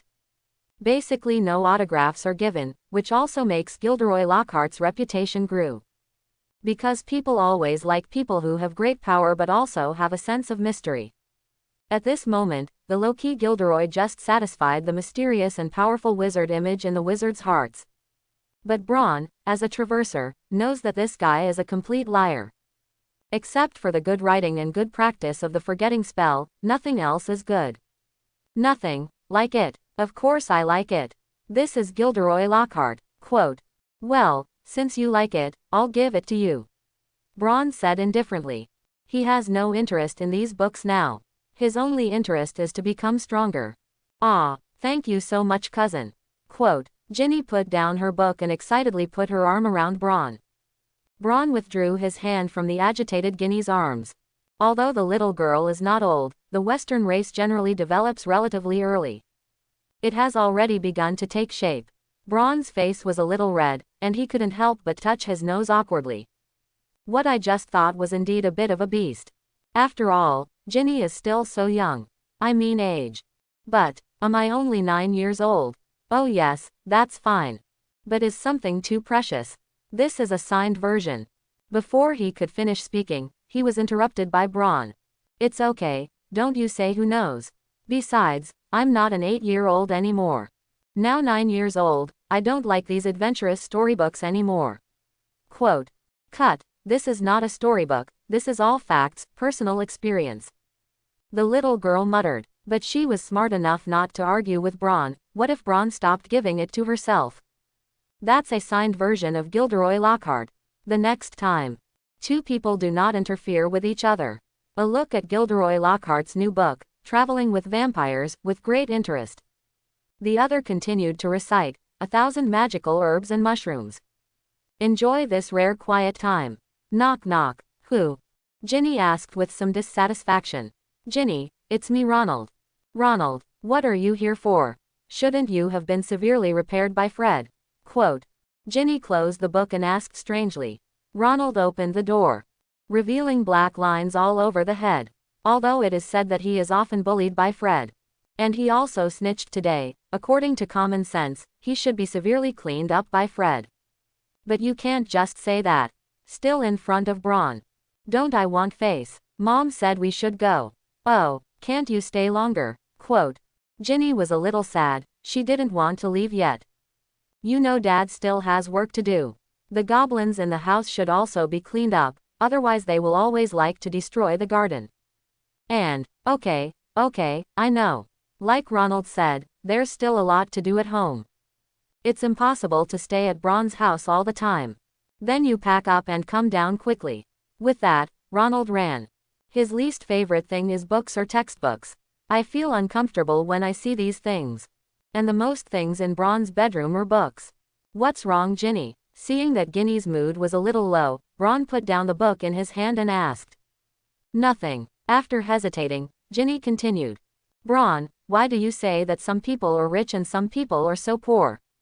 Ginny finally asked the question after hesitating for a moment. She couldn't understand why her family worked so hard but was still poor. Families like Bron, on the other hand, only need to drink tea and snacks every day to have a large number of galleons. Obviously everyone is the same wizard. Bron wasn't surprised by what Ginny said. Ginny is such a little girl in the original book. Otherwise, you would not have been tempted by Voldemort's diary. He thought for a moment and said slowly. Ginny, you need to know that everything is not for nothing. We don't talk about the efforts of our ancestors but on their own. Do you know what is most precious in this world to wizards? Quote. Ginny hesitated. Is it galleon? With enough gold gallons, you can buy what you want. Quote. Bron shook his head. That. Is it magic? Powerful magic? No, it must be power. With power, there is everything. Quote. Bron shook his head again. It's not, Ginny, it's this thing. This is the most precious. Quote. Bron pointed first to the book on the table and then to his head. Ginny was a little confused and didn't quite understand what Bron meant. Knowledge is the most precious thing, Ginny. It's like Rowena Ravenclaw said, extraordinary ingenuity is the greatest asset of mankind. Quote. Seeing Ginny still didn't quite understand, Bron decided to give her some examples. Ginny, like our family, we were able to enjoy good food and comfortable rooms because of the potions that brought us. And these potions were made by my ancestors by learning that knowledge. Or your brother Bill. He should be working as a spell solver at Gringotts now. This job is not underpaid. This is all because of your eldest brother's excellent OWT assessment results. So Ginny, if you want to live a rich life, then learn well. Quote. Ginny was stunned by what Bron said. Although she felt that something was wrong in some parts, she couldn't refute Bron's words because she didn't understand it. Can only mumble. Is it really because we didn't study well?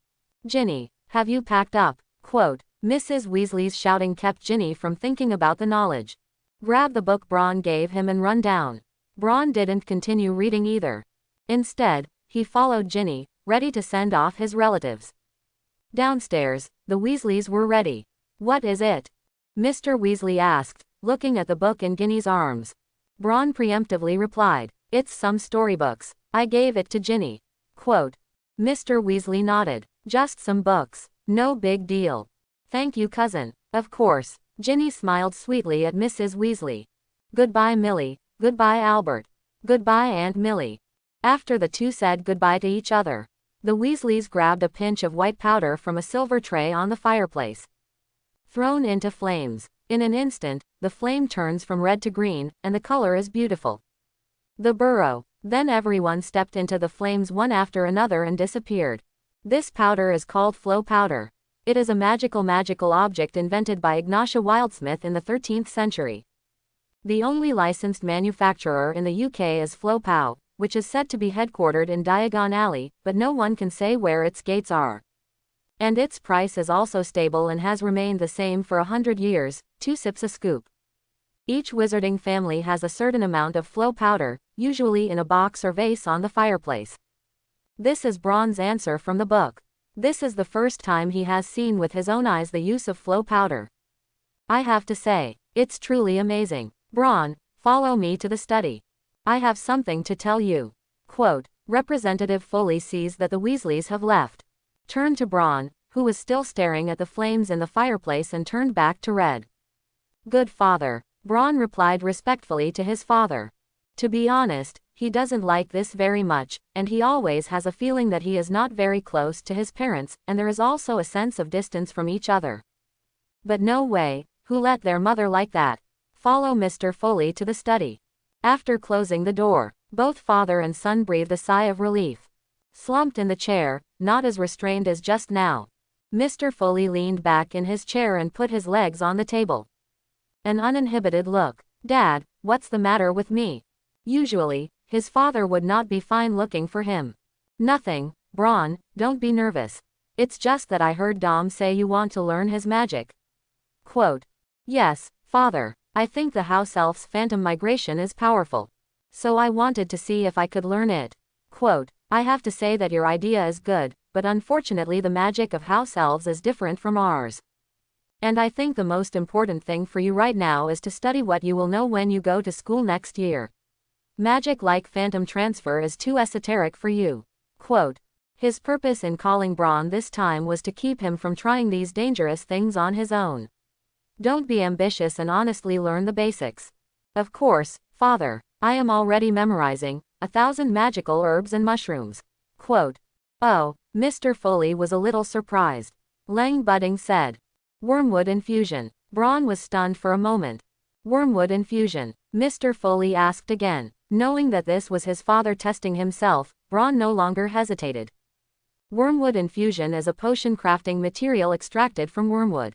What does it do? When combined with narcissus root powder, you can make a powerful sleeping pill, the decoction of living hell, life and death water. The sleeping beauty of Muggle fairy tales was fed this potion by wizards. It leads to a deep sleep. Quote, Barbo tuber pus. Mr. Foley continued without emotion. The babo tuber is a few ugly magical plants. It looks like a black slimy slug. They emerge vertically from the soil and then squirm slightly, with many shiny pustules on the surface. Squeezing by hand gives you a sticky yellow-green pus that smells of pungent oil. However, wear dragon skin gloves when squeezing, otherwise it will cause great damage to the skin. Quote, Roll, treat hardened fans. White fresh. By Xian is. Solitary grass. Solitary grass is. Snap. Mr. Foley couldn't help but applaud Braun's brilliant answer. Although these are memorized, but it's already precious for a kid like Braun. As a memorized book, know clearly how difficult it is to memorize this book. When I first learned potions, the memory herb alone took him half a year. What tortured him was lust to death. I didn't expect that my son, who thought he was a squib, would be able to remember it so quickly. You must know that it has only been 2 days since he awakened his magic power. And that's all for today. Magic books are not so easy to read. Just like Muggles know the recipe for some potions but still can't configure them. If there is no magic in itself, there is no way to remember them. Even reading them is mentally burdensome. This is not an exaggeration but a fact. It's like the books in Hogwarts' forbidden area that have their own consciousness. If you can't resist their consciousness, you won't be able to read them. It can even hurt because of it. This is also the reason why students are prohibited from reading in the banned book area. Think of his son's extraordinary memory. Albert Foley couldn't help but be a little excited. But he didn't show that excitement. Excellent memory is just the most basic requirement to be a potions master. Configuring potions is the most critical ability of a good potions master. But it's too early to say that. The configuration of the potion is not a simple crucible mixed with various ingredients and boiled. The help of a magic wand is also required. Without a magic wand, the boiled out is just a worthless stew. Wands, in turn, need to be available at the time of admission. This belongs to the iron law of the wizarding world. No one can defy, even if you are pureblood. So Braun still has time to wait if he wants to brew the potion. Very well, Braun, worthy of being my son. Your father and I were also fast and good when I memorized this book. Quote. Mr. Foley praised without blushing. Not blushing at all for lying. He was afraid that his son would be complacent. How can you say he's lying about that? This is called good intentions. Braun sighed secretly. Sure enough, I'm still too crap. A potions master like his own dad can recite at the same speed as himself. I still have a talent bonus. How wasted this original body is. Quote. Immediately respectfully said, Father, I must work hard. Aim to memorize this book before this month. Quote. Mr. Foley was slowly drinking black tea. Feeling his son's talent, hearing Braun's words almost squirted out the tea. Here, listen, memorize it before this month. Is this human talk? It took me half a year. And it's all the kind that stumbles.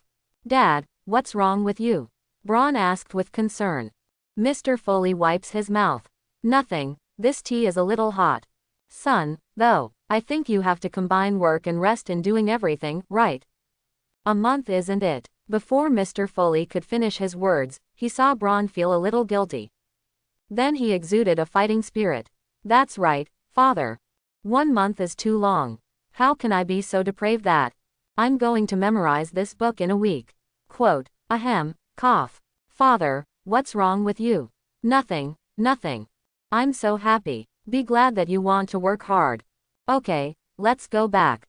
Study hard. Quote. Representative Foley waved his hand weakly. What I obviously want to say is that a month is too short. Just memorize it slowly, don't worry about it. Who would have thought that this silly boy would misunderstand what he meant? 1 week, co-authoring bragging about not paying taxes. Then he began to fall into self-doubt again. Am I really such a waste of firewood? Think of yourself when Lousy taught herself. It was once said that he awakened magic at the age of 3, and began to learn all kinds of common sense at the age of 4. Learn about potions at the age of 5. At the age of 6, he succeeded in refining potions. At the age of 7, he can use all kinds of potions at his fingertips. Before, Mr. Foley thought it was his lousy bragging to himself. But now think about it. Could it be true? Dad didn't lie to himself, but is he really too wasteful? Braun, who had just left the house, did not know that his father had fallen into deep self-doubt because of his words. At this moment, he returned to the bedroom with high spirits. Began his own recitation. In his opinion, those potions masters must be geniuses who memorize a book in a few days. It's like Hermione, known as Miss Jack of all trades. Even borrowed a time simulator to learn. This is simply the king of volumes. I have no advantage over such a person at all. But what he didn't know was, even a scroll king like Hermione can't memorize a 10-centimeter thick book in a week. Not to mention that this is a magic book that will have an effect on the spirit. But he doesn't know, so such a beautiful misunderstanding arose. Parsley, from which the essence of poison parsley can be extracted. It is the main material for making shrinking potions and fox repressors. Quote. Horseradish, a cruciferous perennial erect herb. It has been cultivated in Eastern Europe and elsewhere for more than 2,000 years. It is used after grinding a lot, and is one of the materials used to make laughter potions and elixirs. Quote. I didn't expect that such a thing as horseradish would have such a use. Braun sighed with some surprise. Then continued to memorize. Liquid grass. Quote. Quote. Cuckoo, cuckoo. The clock hanging on the wall pops out a bird that keeps calling. It's 12. Gollum touched the bulging belly. Braun put down the book, stood up and stretched. He sat motionless in his seat all morning. At the moment, his hands and feet are a little stiff. Knock knock. There was a knock outside the door. Little young master, do you plan to eat lunch in the dining room or in the bedroom today? Dom's voice was shrill and thin. Braun hesitated. I'll go down and eat. Are Mom and Dad gone again? Quote. From the memory of the original body, Bron learned that in general, Dom only asked himself where to eat. The parents are no longer at home. My father usually went to check his family's dragon farm or greenhouse. Sometimes I also go to the shops in Diagon Alley. And the mother is much simpler. Shopping. Meet 3 or 2 familiar witches to go shopping together. Then do maintenance and watch plays. Yes, young master. The lord and lady went out to get busy. Quote. Bron nodded. I see. I'll clean up and go down. You go first. Quote. Yes, Dom said respectfully. Bron first went to solve the physiological problem. Then wash your hands. I sat down at the dining table with ease. Lunches in England are more casual. The same goes for wizards, of course. However, compared to other wizards, a rich pure-blood noble family like Bron, lunch is still good, at least not shabby. A portion of grilled halibut with a golden surface. Serve with cherry tomatoes and a mashed potato drizzled with gravy on the top. That's Bron's lunch today, compared to other wizards who mainly eat sandwiches and cold meals. This meal is also considered a luxury. Finish a bland lunch. Bron picked up a cup filled with water on the side and took a sip of water. Then he exhaled a long breath before going upstairs to continue the unfinished task. He has made a promise. In case it doesn't work out, his father will certainly not laugh at him. But he couldn't get through that level in his own heart. So he needs to work harder. But before he could calm down and start learning, there was another knock on the door. Bron frowned. What's wrong again? Little young master, an owl has been stopped outside the castle. Do you want to let him in? Quote. In general, in the wizarding world, owl postmen are able to find the address of the recipient and deliver it to him, which is based on a special kind of magic. It allows the owls to perceive the location of the recipient. Because everyone's magic tastes different. And this owl, specially bred by wizards, can perceive this taste. Then find the person. The letter was supposed to be delivered to Representative Foley. But the Foley's castle was cast a special spell, able to confuse the owl's perception of the taste of magic. That's why you can't enter the castle and you can only hover outside the castle. Let it in. At this time, the one who could track down the castle must have been a letter sent to him. Otherwise, the owl should go to his father or mother. Gollum. It didn't take long. Dom walked in with a huge owl. The owl is large, and its gray feathers look funny with small eyes. This is the same species of the Yulin owl, Shao, and the old and frail Errol of Ronald's family. They are huge. It is generally used for delivery. Aware that the child in front of you is the recipient this time. The owl was obviously a little dissatisfied, but he flew outside in a daze for a long time. Sunere turned around and motioned to quickly remove the package from his body. The owl carries a large package on its back. Looking at the full look, it is obvious that there are a lot of things in it. Dom magically removed the package from the owl. Then he handed Bron a letter. Seeing Bron's puzzled gaze, he explained. Young master, this is from this owl, and I took it off by the way just now. The owl in his arms cooed twice to signal that Brondum was right. Take the letter. Bron glanced at the address first. ATTN, Hampshire, Free Village, Forley Castle Bron Collection. It seems that this is because the magic of the castle has blocked my location. Bron thought to himself. After all, when Harry received the acceptance letter from Hogwarts, it said, Harry on the floor of the wooden house in the stone. Mr. Potter receives. And he is only the name of the castle and does not have his own place. Look at the sender again, like in bookstore.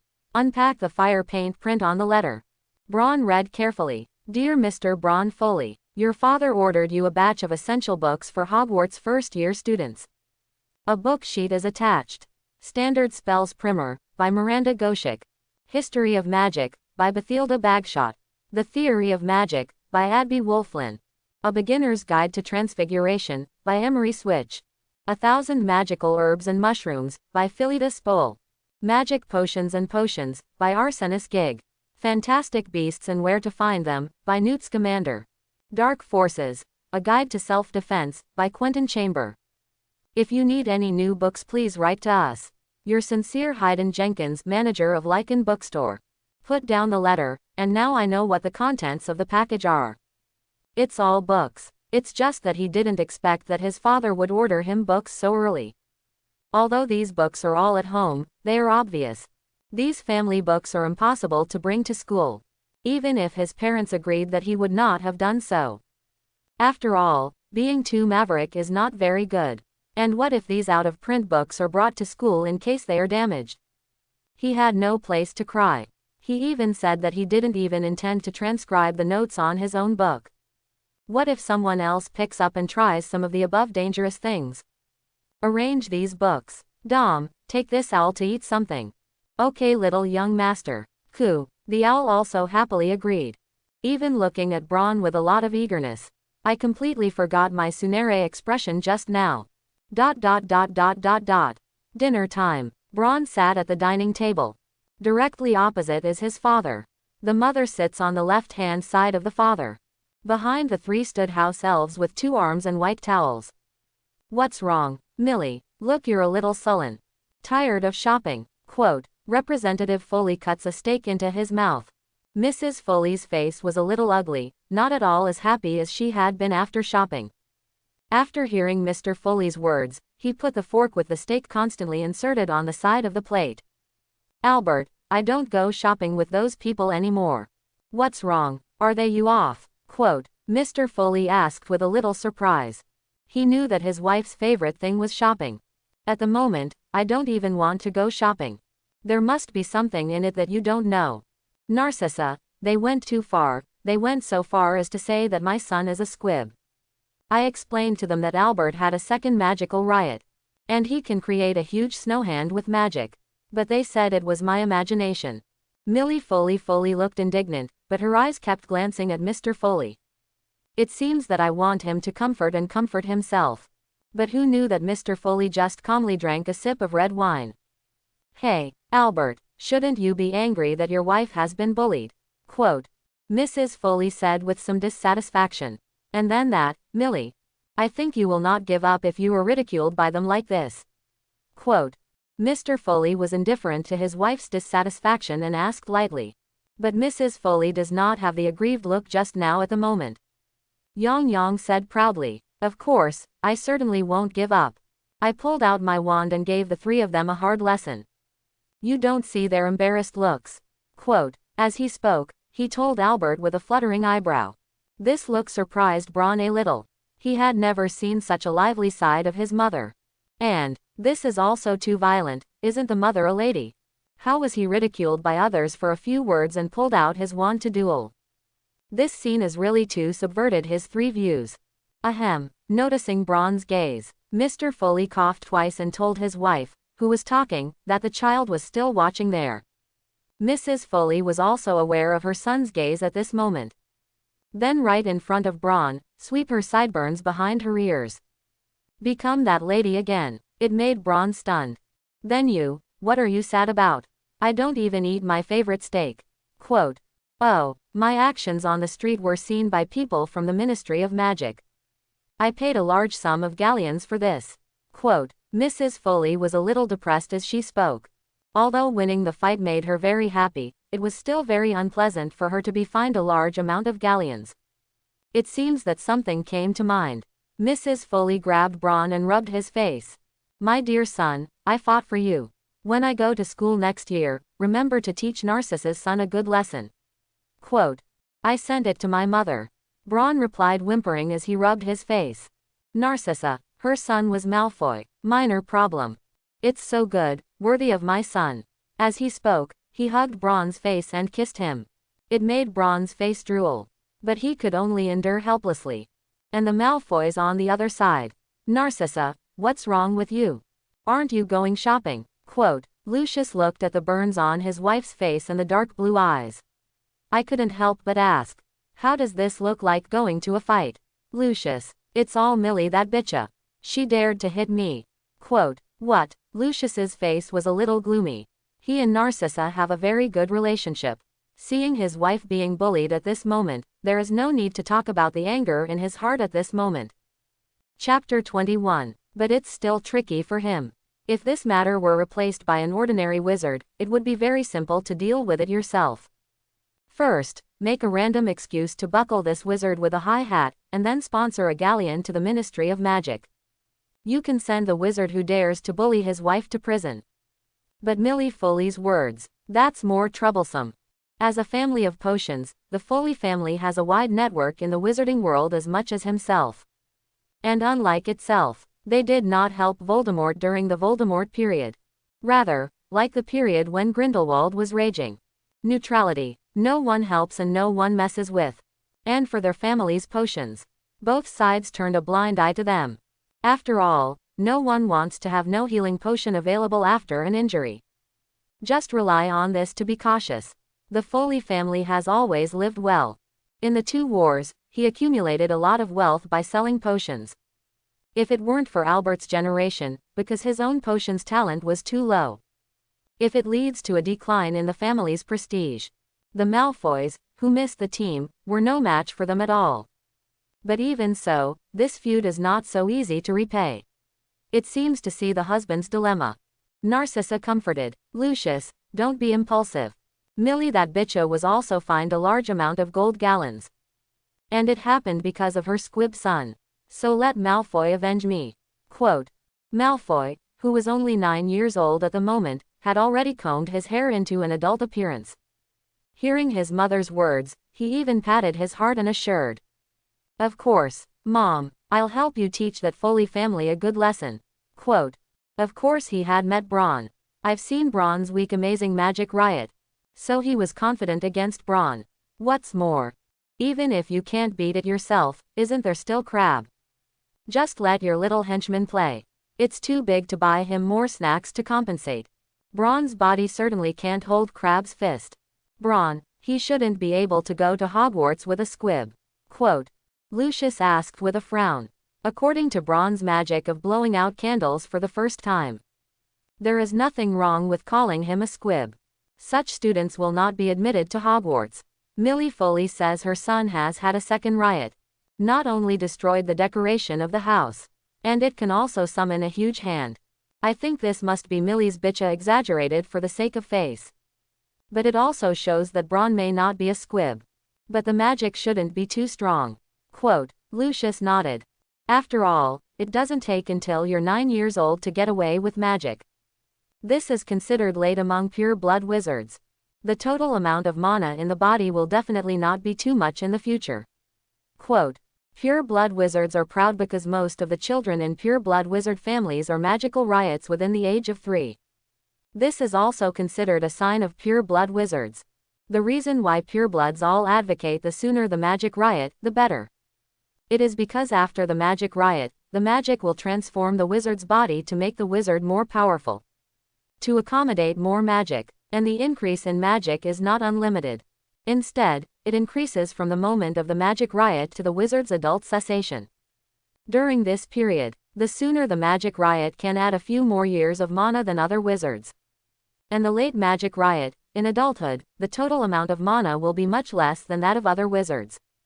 This is also the reason why some Muggle wizards are sometimes inferior to pure-blood wizards.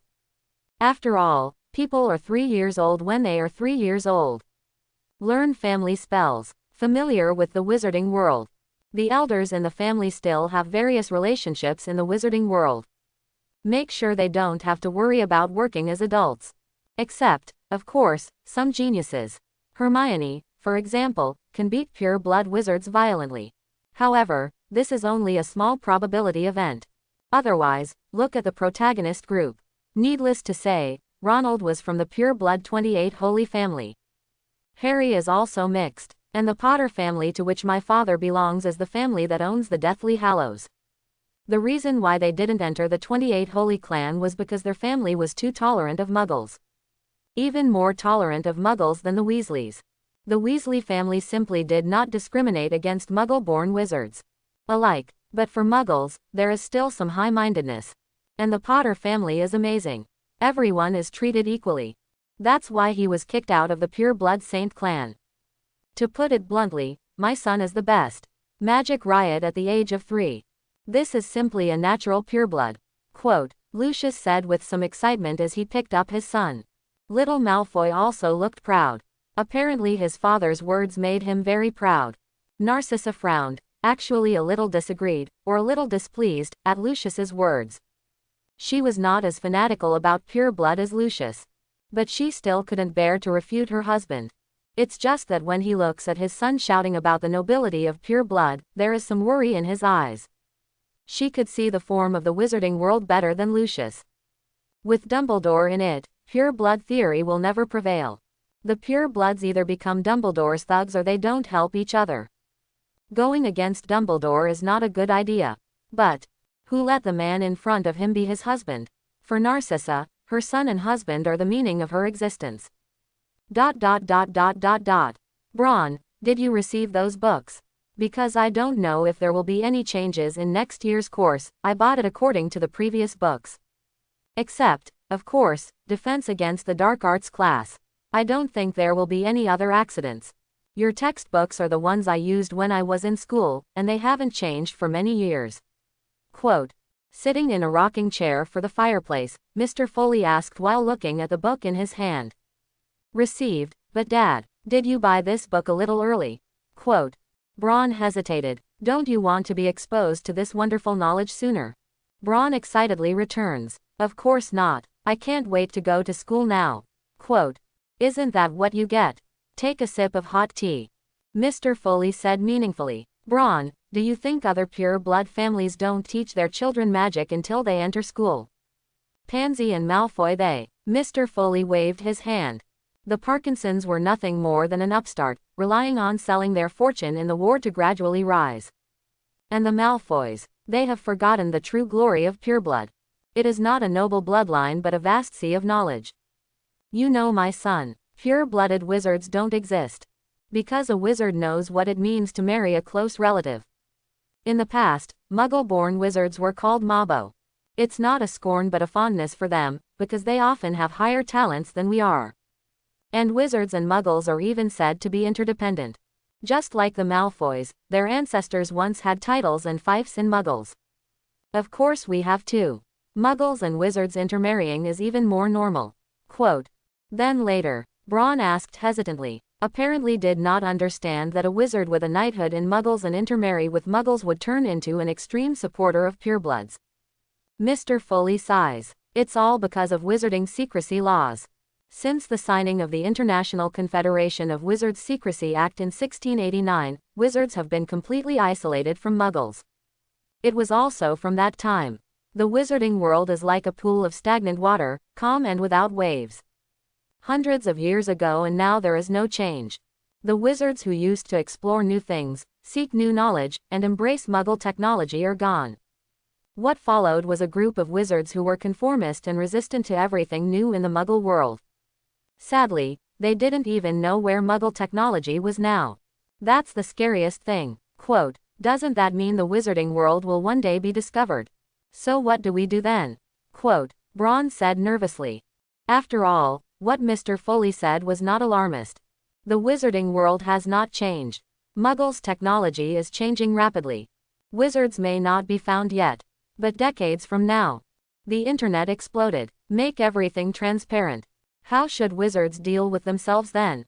Representative Foley is clearly glad that his son can think of this. Of course we will be discovered, but we will not be wiped out at that time. There are so many squibs in the wizarding world every year. Did those people really blend in with them when they were sent to the Muggle world? And remember what I just said. We have knighthoods. Quote. He said while winking at Braun. Braun frowned and thought. Royalty. Does the royal family know about us? Quote. Representative Foley did not answer Braun's doubts. Instead, he got up and patted Braun on the head. Okay son, it's not early today. A young wizard needs plenty of sleep. In this way, we can have better energy to learn knowledge and explore new things. Quote. Dad, you haven't answered my question yet. There was some dissatisfaction in Braun's tone. It's half said and then I don't say it, and it's really not very comfortable to go up and down. Representative Foley instructs. A good wizard needs to find answers on his own, son. Instead of asking people about everything. Older people can help, but ultimately it's up to you. Quote. Braun though felt that Mr. Foley was talking. But no way, my father refused to tell him, and depending on what he meant, he would not say even if he asked him again. I can only say unhappily. Okay, I got it Dad. I'll find out for myself. Quote, and Mr. Foley, who turned around, although he was serious on the surface. But his heart had long blossomed, and he was even more happy to see his son's unhappy expression. Thought, sample, I can't cure you yet. Dare to show off your talent to your father and me. Get ready to be beaten up from experience. Yes, that's why he's saying so much today. It was to report the morning that Bron brought him spiritual trauma. Although he is satisfied with his son's high talent, it does not mean that he does not want to teach this stinky brat a lesson. Come to think of it, this is the most suitable method. It doesn't hurt Bron and it makes him depressed. As for where this method came from, of course, it was passed down from his father. When I was a child, I was depressed about these things for a long time. In the end, I had to listen to my father talk about those life principles. While listening to the process that follows, especially the stinky look on his father's face when he reasoned with him, it made him secretly determined to use this method on his son in the future. Let yourself also experience the cool feeling that the other person wants to not listen but has to listen. Sure enough, his own son was just as hooked as himself. After that, I waited for him to come to his door for advice. Tell him again yourself. Okay, rest early. Good night, son. Quote, good night, Dad. Mr. Foley hugged his son and turned away. Bron could only obediently go to bed at the moment, although he was depressed in his heart. I don't know if it's because of the young nature of this body, or because there is no pressure to have a car and house ticket in a previous life. Bron soon fell asleep. For the next month, Bron read a book first thing when he opened his eyes every day. After completing the complete recitation of 1,000 magical herbs and mushrooms, Bron shocked Mr. Foley. In the end, I couldn't hold back the excitement in my heart. Shout ancestors bless. The groggy portraits of ancestors sleeping in the corridor cursed angrily. Bron isn't complacent about his small achievements. To be honest, he couldn't even understand why his father was so excited. Isn't it a waste firewood yourself? Fortunately, he didn't think too much about these things. Instead, he turned around and began to work on another book. Magic Potions and Potions. This is used as a primary textbook for first-year Hogwarts students, so many of the potions in the book are relatively simple and basic. Like a common antidote, potions for the treatment of scabies, oblivion potion, herbicide, ... They are all taught in basic medicine. Because there is no magic wand, Bron can only learn by contacting the steps. Herbicides. Let me see. Heat the crucible first and then add a spoonful of Leonfish Ridge meal. 3 drops of Flobber caterpillar mucus. A small glass of Hawkup juice. The wand is stirred clockwise for 3 weeks. Finally, wait until the potion becomes transparent and add the seeds of the grass to be removed. Quote, very good, the process is perfect. Mr. Foley, who was standing in front of Bron, clapped his hands when he saw Bron complete the steps perfectly. He said with some approval. Bron ignored him. Instead, dump these things in front of you into the trash can on the side. After cleaning the crucible and sorting the various potion ingredients and putting them away, he replied, Dad, can't I really have a wand of my own? To be honest, following the steps like this almost made me think that this was a child's home. Quote, Bron was a little dissatisfied. After all, practicing without a wand or even without a fire was no different from when he was a child. At first, he practiced with great interest and was familiar with the process of refining. But as I became more proficient with the process, such exercises could not satisfy him anymore. Now he desperately needed a wand to really practice refining potions. Mr. Foley looked hesitant, but of course he knew that his son had reached a bottleneck. Simple practice steps and paper recitation no longer make sense. It stands to reason that this is the time to move on to the next stage. It's time to try to refine basic potions. But his son is not yet of school age. So you can't have a wand. As for lending his wand to his son, let's not talk about whether Bron can match his wand or not. Even if they could, wizards would basically lend their wands to others. This is true even for loved ones. Wizards and wands are in the same relationship as muggles and their brothers.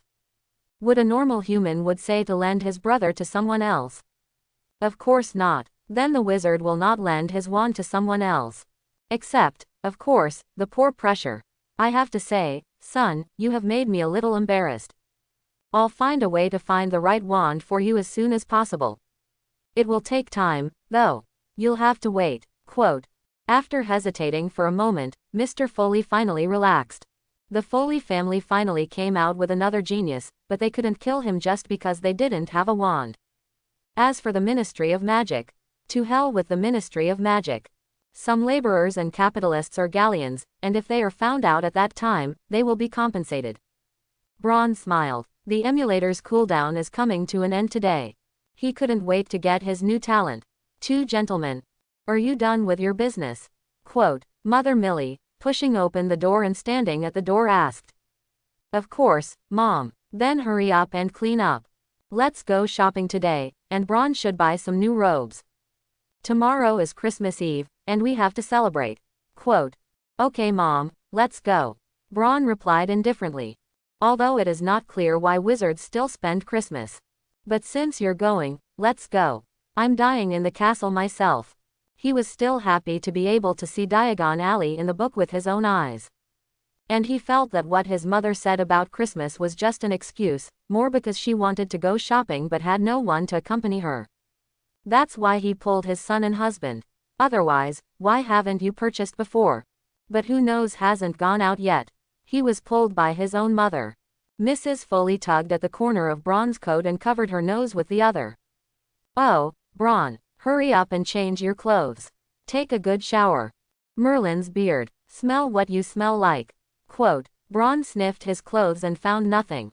But looking at his mother's somewhat exaggerated movements, it can be seen. The smell on one's own body, probably. Well, it really doesn't smell good.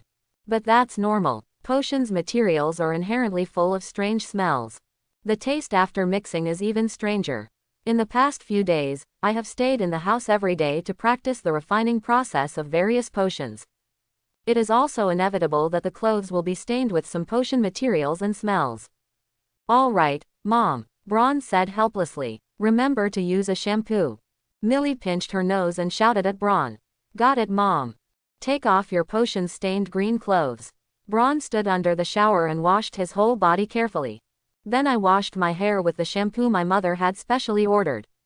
Iris flavored. Not bad. Quote. Put the red shampoo bottle down. Bron washed his hair happily. Hum a few words of song from time to time. Men always bathe quickly. It wasn't long before Bron emerged from the bathroom. Looked in the mirror. I found that after washing my hair with shampoo, my hair that was originally stunned was well served. Blonde hair sticks to the scalp. It's a good shampoo effect.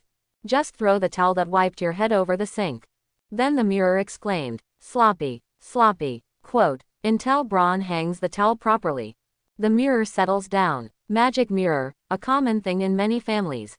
A small magic is cast on it to remind the person looking in the mirror to pay attention to dress and behavior. But compared to the joking mirror in Bron's house, this magic mirror is obviously not intelligent.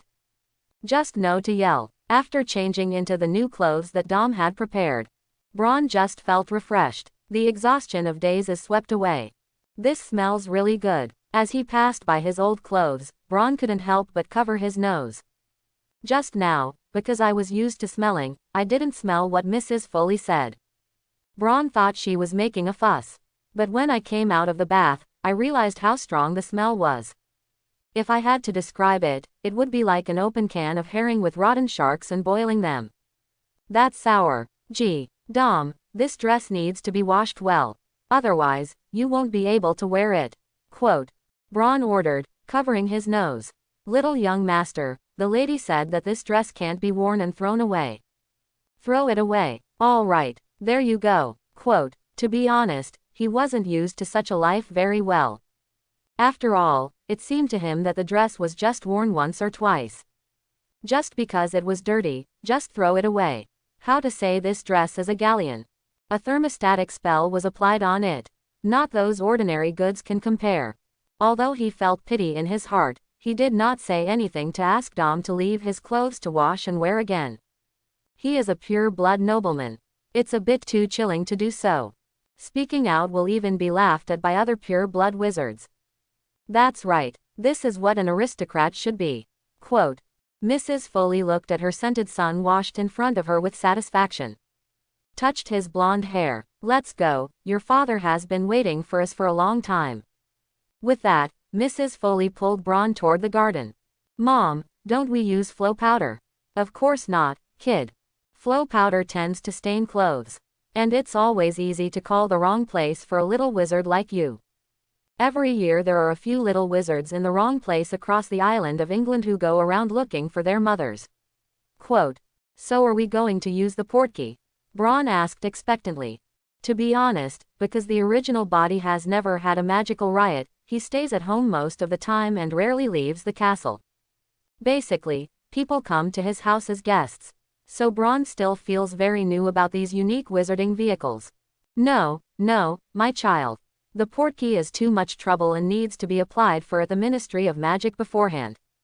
It's that the process doesn't feel very good either. We have a better way to get around. Quote. After saying that, he blinked his eyes and took Bron's hand and walked quickly to the garden.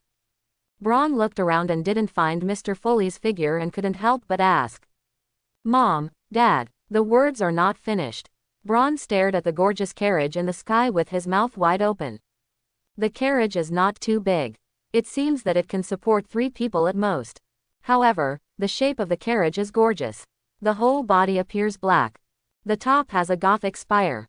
Lanterns with a glass cover hung from the corners of the carriage. The outside of the lantern and carriage is printed with large and small family crests. The family crest is in the shape of a shield. The overall color is silver, wrapped in entangled green vines. In the middle is a crossed potion bottle, combined with vines to form an abstract F. Pulling the carriage were 2 tall and strong horses. The horse has a golden body with a silver mane and blood-red eyes. The 2 ribs give birth to a pair of wings as white as snow. The waving of their wings makes them feel as if they are running in the sky. Pegasus laughed in the air for a moment before slowly landing in front of Bron. Don't be stunned. Come on in, my son. Quote. Mr. Foley shouted to Bron from the window of the carriage. Let's go. Your dad called us. Quote. Seeing her son standing still, Mrs. Foley couldn't help but urge. Ooh. Quote. Originally, Bron thought it would be crowded in the carriage. But when I came in, I found out. The carriage was almost the size of its own bedroom. Mr. Foley, sitting at a table drinking salon black tea. And Dolly served respectfully on the sidelines. Doesn't it feel amazing? A traceless telescopic spell was cast in the carriage. Quote. Mr. Foley said to Bron with some ostentation. Bron does feel a little magical. A carriage that looks so small from the outside. There was a bedroom the size of a bedroom. If not looking out the window at the changing scenery. Bron even thought he was still at home. Because I didn't feel any bumps in the carriage. It's as smooth as if you're on the ground. Dad, what's the horse outside? Don't we have to drive them? Will you run and get lost? Quote. Of course you don't need to be a silly boy, the rune horse will find its own place. Mrs. Foley said, eating an elaborate snack. Come and try it, creamy honey sponge cake. And scones with strawberry jam. Quote. Mrs. Foley placed a round yellow pastry in Bron's hand. To be honest, Bron was actually a little hungry. Picked up the scone in his hand and took a bite. It tastes good, some like chicken cake. But the surface is brittle. Add strawberry jam to make it sweet. Do you want to add cream? Mrs. Foley asked intimately. Bron waved his hand. He always felt that the bread baked with butter was too greasy with cream. Okay, my son, I remember you used to have a sweet tooth. Quote. Mrs. Foley reluctantly smeared the cream from her dinner knife on her scones.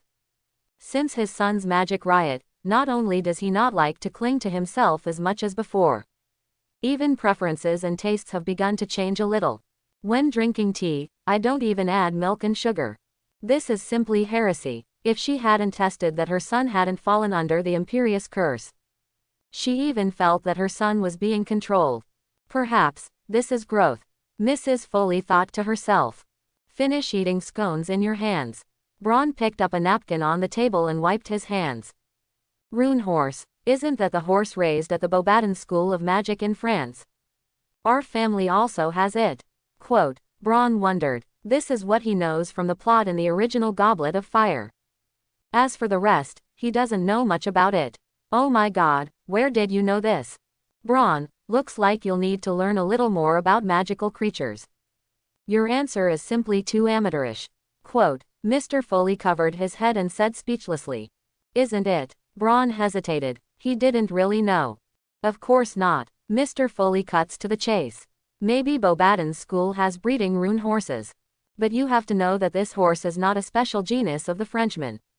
Rune horses are distributed throughout Europe. Quote, I saw my son's bewildered little eyes. Mr. Foley sighs. Looks like I'll have to tell you about the Pegasus creature. First of all, we need to know what Pegasus is. Pegasus is a dangerous magical creature identified by the English Ministry of Magic as 6X. Branches are found all over the world. Don't be in a hurry to ask after listening to me first. Quote, Mr. Foley raised his hand to stop Bron, who was trying to say something. He continued, there are a variety of different breeds of Pegasus, including runes, Izerin, glaring and the rarest night horse. Among them, the largest and strongest is the rune horse, so it is also mostly used to pull carts. Well, Bron, do you have any questions? Quote, Dad, then why didn't I see in the books that Hogwarts had this kind of horse? And the other pure-blood nobles who came to our family's banquet have not seen it there. Quote, Mr. Foley said with some disdain. Other thoroughbreds don't have it because the cost of raising this horse is too high. Do you know what they drink? Quote, Bron shook his head cooperatively. Only then did Mr. Foley say with some fatherly majesty. They only drink pure malt whiskey, and they have to drink 3 barrels a day because of their size, not counting the potions they eat like white freshness. Who can afford it other than a family like ours that is famous for refining potions? Quote, speaking of this, Mr. Foley couldn't help but become proud. A luxurious carriage is also a reflection of the family's strength. If it weren't for the high cost of raising rune horses. He even wanted to add 2 more horses. As for Hogwarts, that's because they have a night horse that is more precious than a rune horse, and of course they can't look at the rune horse. Quote, Yechi, Bron couldn't be more familiar with the name. This creature, only those who have seen death can see it. This also gives it a mysterious color. And it's not just that. The core of the Elder Wand in the Triple Hallows of Death throughout the book is the tail feather of the Nightfall. The mystery of this creature can be seen. Mr. Foley thought Bron was curious about this creature, and in order to show his erudition as a father, he said slowly. That's right, Nightwood. This is an extremely mysterious and rare Pegasus. Only Hogwarts in England has this kind of horse. My father, your grandfather, told me. These nocturnal roosters developed from 1 male nocturnal horse and 5 female nocturnal squirrels. They all live in the Forbidden Forest at Hogwarts. Supposedly, because I haven't seen it either. The nightbird is a black Pegasus. The head is like a dragon and the body is like a horse. With a pair of bat wings. The eyes are silver white and have no pupils, like zombies, no flesh and bones. There is also a long black tail dragging behind him. When you reach 2nd year at Hogwarts, you may be able to get in the night car. I must remind you though. Quote, speaking of Mr. Foley, who is somewhat serious. Bron, don't go to the Forbidden Forest to find them. They are dangerous and there is a high chance that you will be injured or even killed. And the Forbidden Forest, remember my words, don't go. Don't say that a little wizard like you can get hurt even if some adult wizards go in. Quote, Mrs. Foley also put down the snack in her hand at this moment. Echoed, that's right, Bron listens to your dad. Look at the serious parents in front of you. Bron could only nod obediently. Okay, I see. I promise I will never go to the Forbidden Forest myself. Quote, the couple was satisfied. It's just that Bron silently added in his heart. I definitely don't go alone, and I don't go alone with other people. The couple don't have the kind of careful thinking of Bron. After hearing his son's assurance, he only felt that his son was still obedient. The majesty of their parents was greatly satisfied. The rune horse is fast. It didn't take long to reach Diagon Alley. The carriage slowly descended and stopped at a place where the carriage was specially placed. Dolly, stay here and watch the carriage and don't let others approach. Quote, yes, sir, Dolly replied respectfully to Mr. Foley. Dad, are those horses also one of the Pegasus? Bron looked at the sides of his carriage with some curiosity, the winged horses of various colors. Representative Foley glanced in the direction Bron was pointing. Hybrid magical creatures. It has part of the Pegasus bloodline. Low intelligence is of no use except pulling a cart. Okay, let's go to Gringotts first. It just so happens that this month's dividend has reached the point where I have to take some galleons back. Quote. The family chatted as they walked. Soon you came to a towering white building. The building is mottled and damaged all around, but this does not damage its majesty but gives it a sense of history. Gringotts has arrived. The first thing that catches your eye is a bronze gate. The gate is kept clean and nice. Like a kind and quiet old man. Standing quietly here, witness the rise and fall of one wizard family after another. On either side of the door stood 2 goblin guards in scarlet gold encrusted uniforms. The Braun family entered with a respectful look and bent down to salute respectfully. One of them also extended his shriveled and hairy hand to guide the Braun family. After walking a little more, the family was led by a goblin to a silver-white gate. Engraved on the door are words warning people not to be greedy. Come in, stranger, but beware of what happens to insatiable greed. Blindly taking and getting without hard work will surely be punished most severely. So if you want to take a piece of wealth from our underground vault that never belonged to you, O thief, you have been warned. Beware of not the treasure, but the evil reward. Just take a look, don't take it too seriously. These things are also fooling the foolish wizards. Those who believe are really fools. Quote, Representative Foley finds his son's motto on the observation gate. So he said with some disdain. It seems that he does not care much about the warning on the gate. Although the goblin who led the way said that he was a little dissatisfied, he was forced by the fact that the Foley family was a big customer of Gringotts, so it was difficult to say anything. He could only stand silently and wait. Instead, Braun nodded approvingly. After all, didn't Harry in the original book succeed in stealing Hufflepuff's gold cup from Gringotts? Harry did not suffer any bad retribution, but became the hero who defeated Voldemort. And, if you really want to say greedy, the goblins who run Gringotts are the most greedy. There was a rebellion for the sword of Gryffindor and the gold gallons and more than once. It shows their greed for treasures. He really couldn't figure out why the Ministry of Magic would put such an important place as Gringotts in the hands of a foreign race like the goblins. If only they were honest. What's more, they are not honest yet, and from time to time they make some small moves. This is a bit puzzling to him. After passing through the second silver gate, the vision in front of him instantly broadened. In front of it is a spacious marble hall. In the center of the hall hangs a conical chandelier. The entire hall is reflected in a golden splendor. Huge Roman columns support the hall. Let the luxurious hall not only have the slightest fat powder. On the contrary, it is more solemn and sacred. About 100 or so goblins sat behind the long counter and scribbled into the big ledger. Some weigh coins on a balance, others use eyepieces to examine gemstones. Every goblin is busy. There is no pause. However, looking at their appearance, not only is they not dissatisfied, but they are happy in it.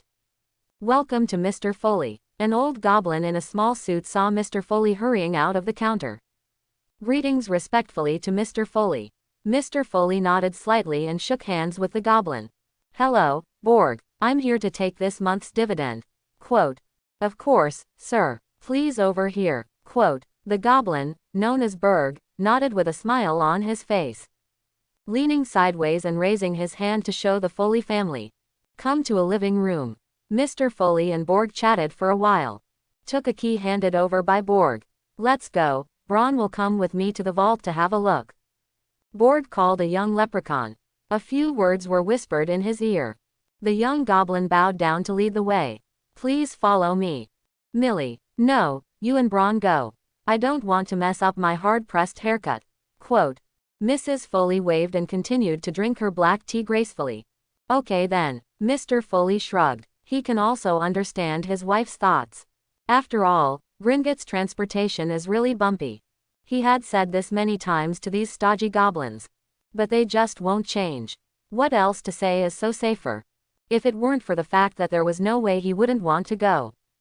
Braun and his father followed the goblin's guidance and got into a minecart. Wait until everyone is seated. The minecart started on its own. The speed is also starting to get faster and faster. Walk through a labyrinthine pathway. It's dark in the road. With the help of the shimmer of torches on the walls, Braun looked around curiously. A bottomless underground lake. Stalactites and stalagmites stand staggered. Under the reflection of the torch, a twisted and strange shadow is reflected. With the fast movement of minecarts, the view is also constantly changing. Finally, with a crunch, the minecart stopped in front of a huge stone door. The gentlemen have arrived. The leprechaun jumped first. Bron, with the help of his father, came down.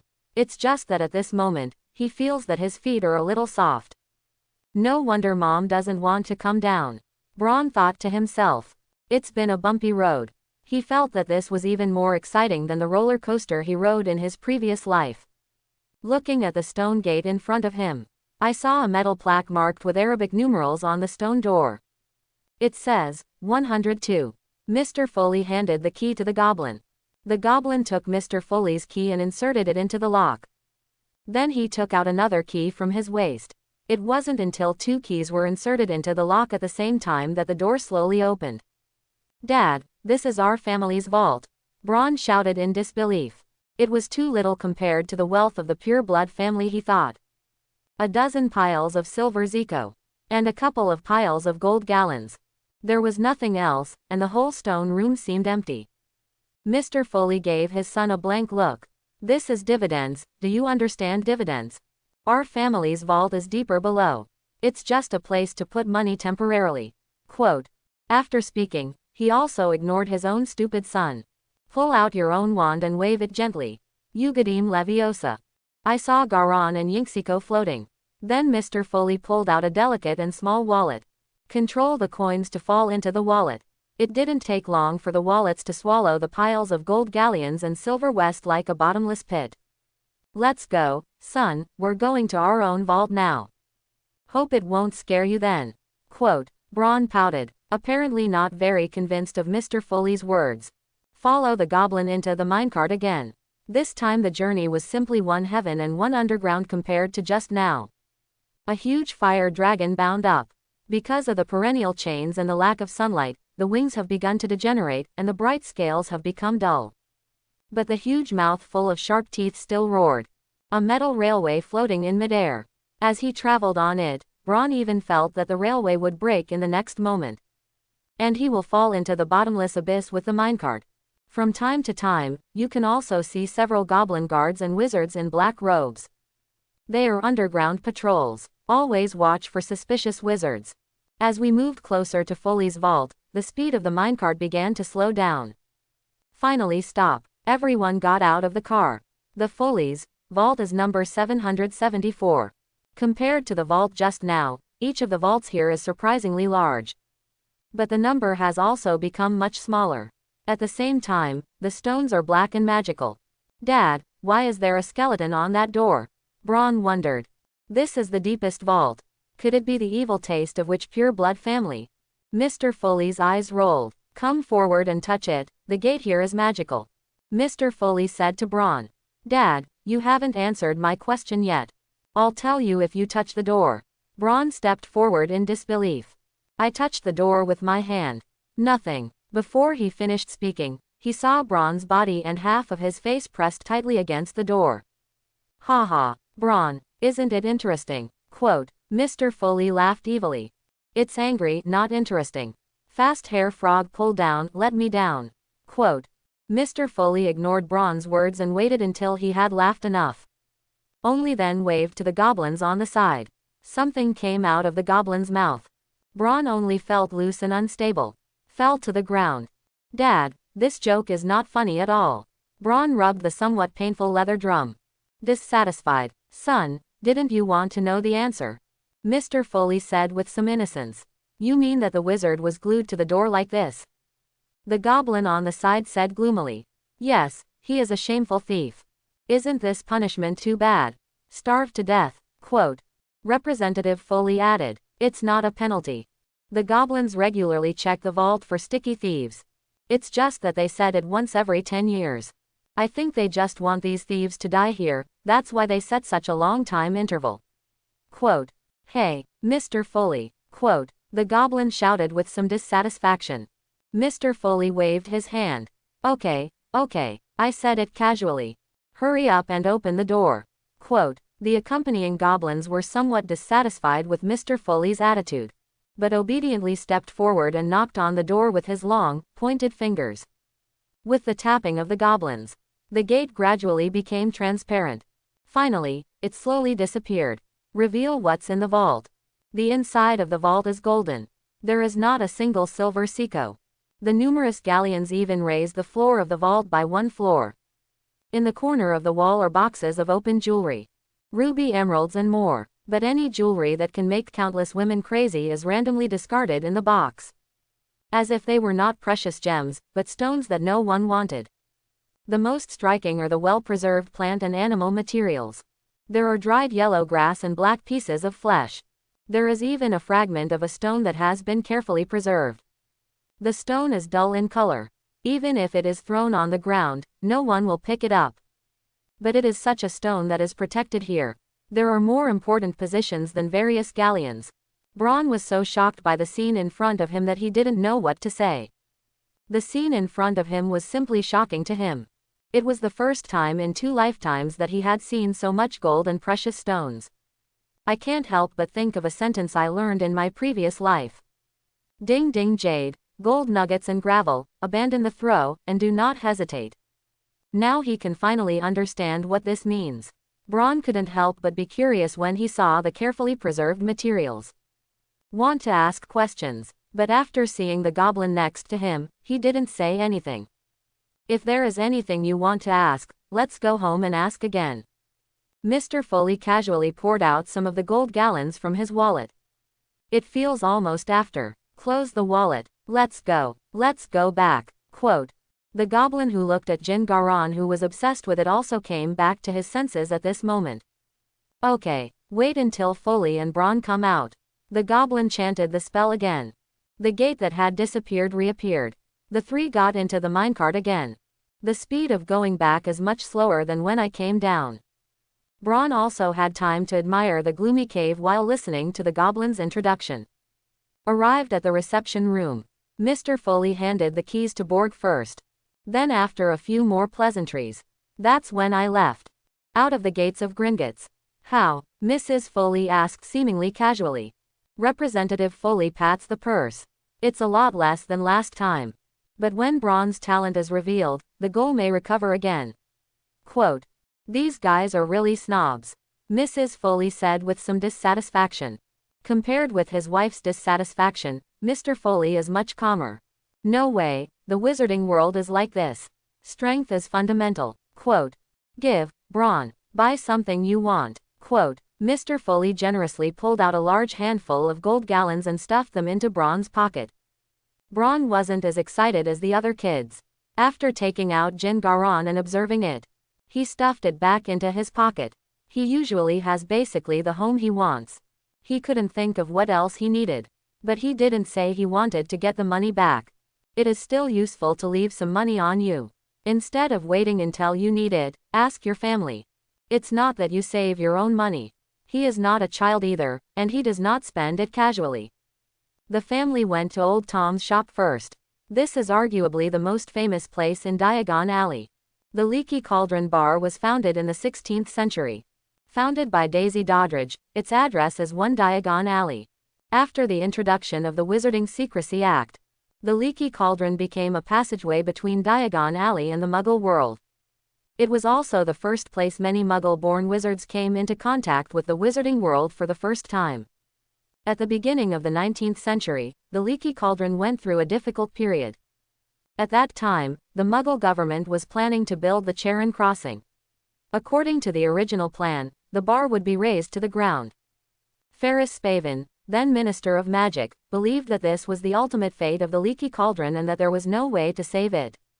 However, just after his 7-hour speech on the matter, Spavin received a note from his secretary and learned that all the wizards were united. The plan of the entire road was modified through a large number of Oblivion curses, so that the Leaky Cauldron had a place in the new road plan. Muggle designers were puzzled as to why there was an empty space in the design that could not be found with the naked eye. Thus, how popular the Leaky Cauldron bar really is among wizarding groups. Albert Foley greeted the owner Tom Sr. cordially. Tom, good business. Bring me a glass of sherry. Bron, you that. Quote, I want to drink pumpkin juice. Albert, this is your son. I didn't expect it to be so big. Quote. Old Tom expertly found the wine from the counter behind him. While chatting with Mr. Foley, Braun looked closely at Old Tom in front of him. The hair is lost and the teeth are basically gone. The ditch in their faces seems to tell their story. The back also hunched down. But it's such an old man. But you can snap your fingers and make the furnace that is about to go out. Light the flame again. Fire burning charm, a very simple little magic. It's so simple that it basically doesn't require a spell to cast. However, even such a small spell can be easily released without magic spells is not so simple. Oh, Albert, I really didn't expect you to be here. Quote. An enthusiastic voice came from a position blocked by a window. Albert Foley was stunned for a moment. Seeing the somewhat bald red-haired middle-aged man walking towards this side, he smiled. Arthur, meet again. Arthur S. Weasley and Mr. Foley hugged warmly. Yes, it's not easy for you to see you once when you're busy. Are you also here to buy things?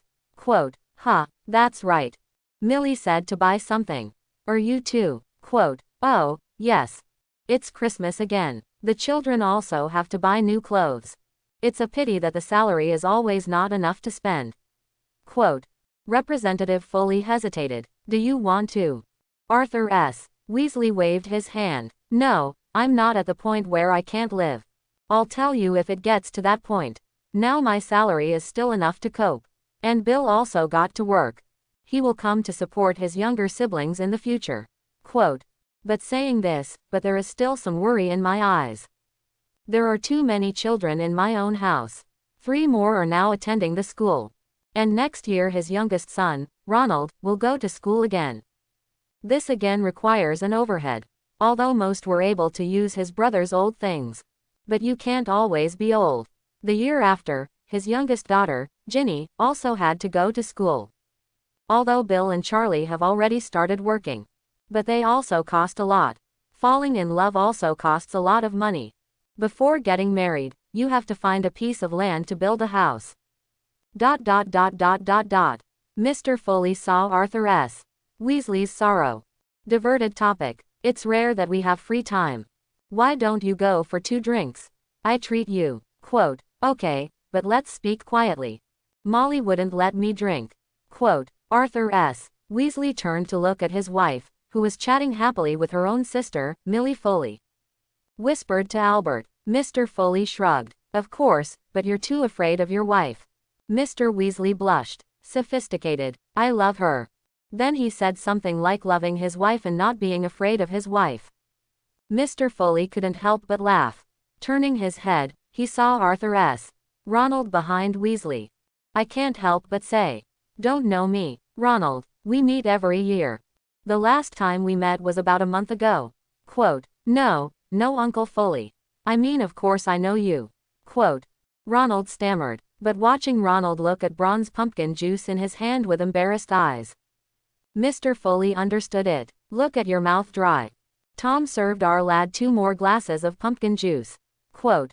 Okay, wait a minute. It wasn't long before Tom brought him a few glasses of wine and 3 glasses of pumpkin juice. Cheers, Ronald. How have you been during this time? Quote. Braun said to Ronald with pumpkin juice. Ronald wasn't polite either. Although he was more afraid of his Uncle Foley. But he still won't refuse the drink he ordered for himself. It tastes really good. Not bad. Play Quidditch with George every day. Or go to the vegetable garden and catch goblins or hedgehogs. Braun, you don't have goblins in your house, so you probably don't know. Except goblins are very interesting. All you have to do is grab the goblins' legs and stun them and throw them out, and the other goblins will run over to see them when you're not there.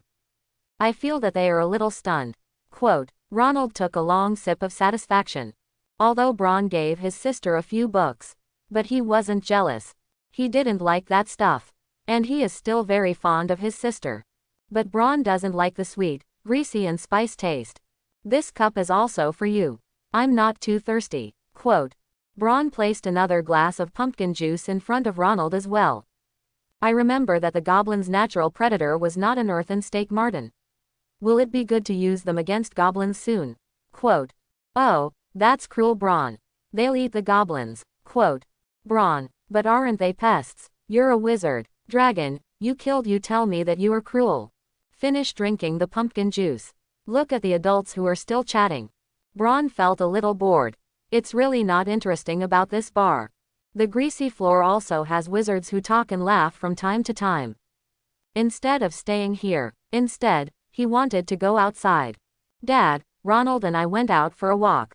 Representative Foley is talking to Weasley about something. After hearing Ron's words, he waved his hand carelessly. Okay, but remember to come back early. We'll have something else to do later. Quote. Let's go, Ronald. We went around Diagon Alley. Quote. Ronald didn't want to stay here either. Especially staying under the noses of your own parents. This made him feel a little uncomfortable. Ron and Ronald stroll along the cobblestone path. Because of Christmas, it is also beautifully decorated by the shops. There are colorful lights and all kinds of beautiful ribbons. Some bookstores also hang posters with discounts on the outside. The font on the poster still twists from time to time. It seems that holding a position for a long time makes them feel uncomfortable. Ronald, wait, how about we go over there and have a look? It seems to be a Quidditch boutique over there. Quote. Ron saw a large group of wizards gathered around the shop in the distance. I couldn't help but be dazzled. Interrupted Ronald's chatter. I hope everyone will support it and subscribe more.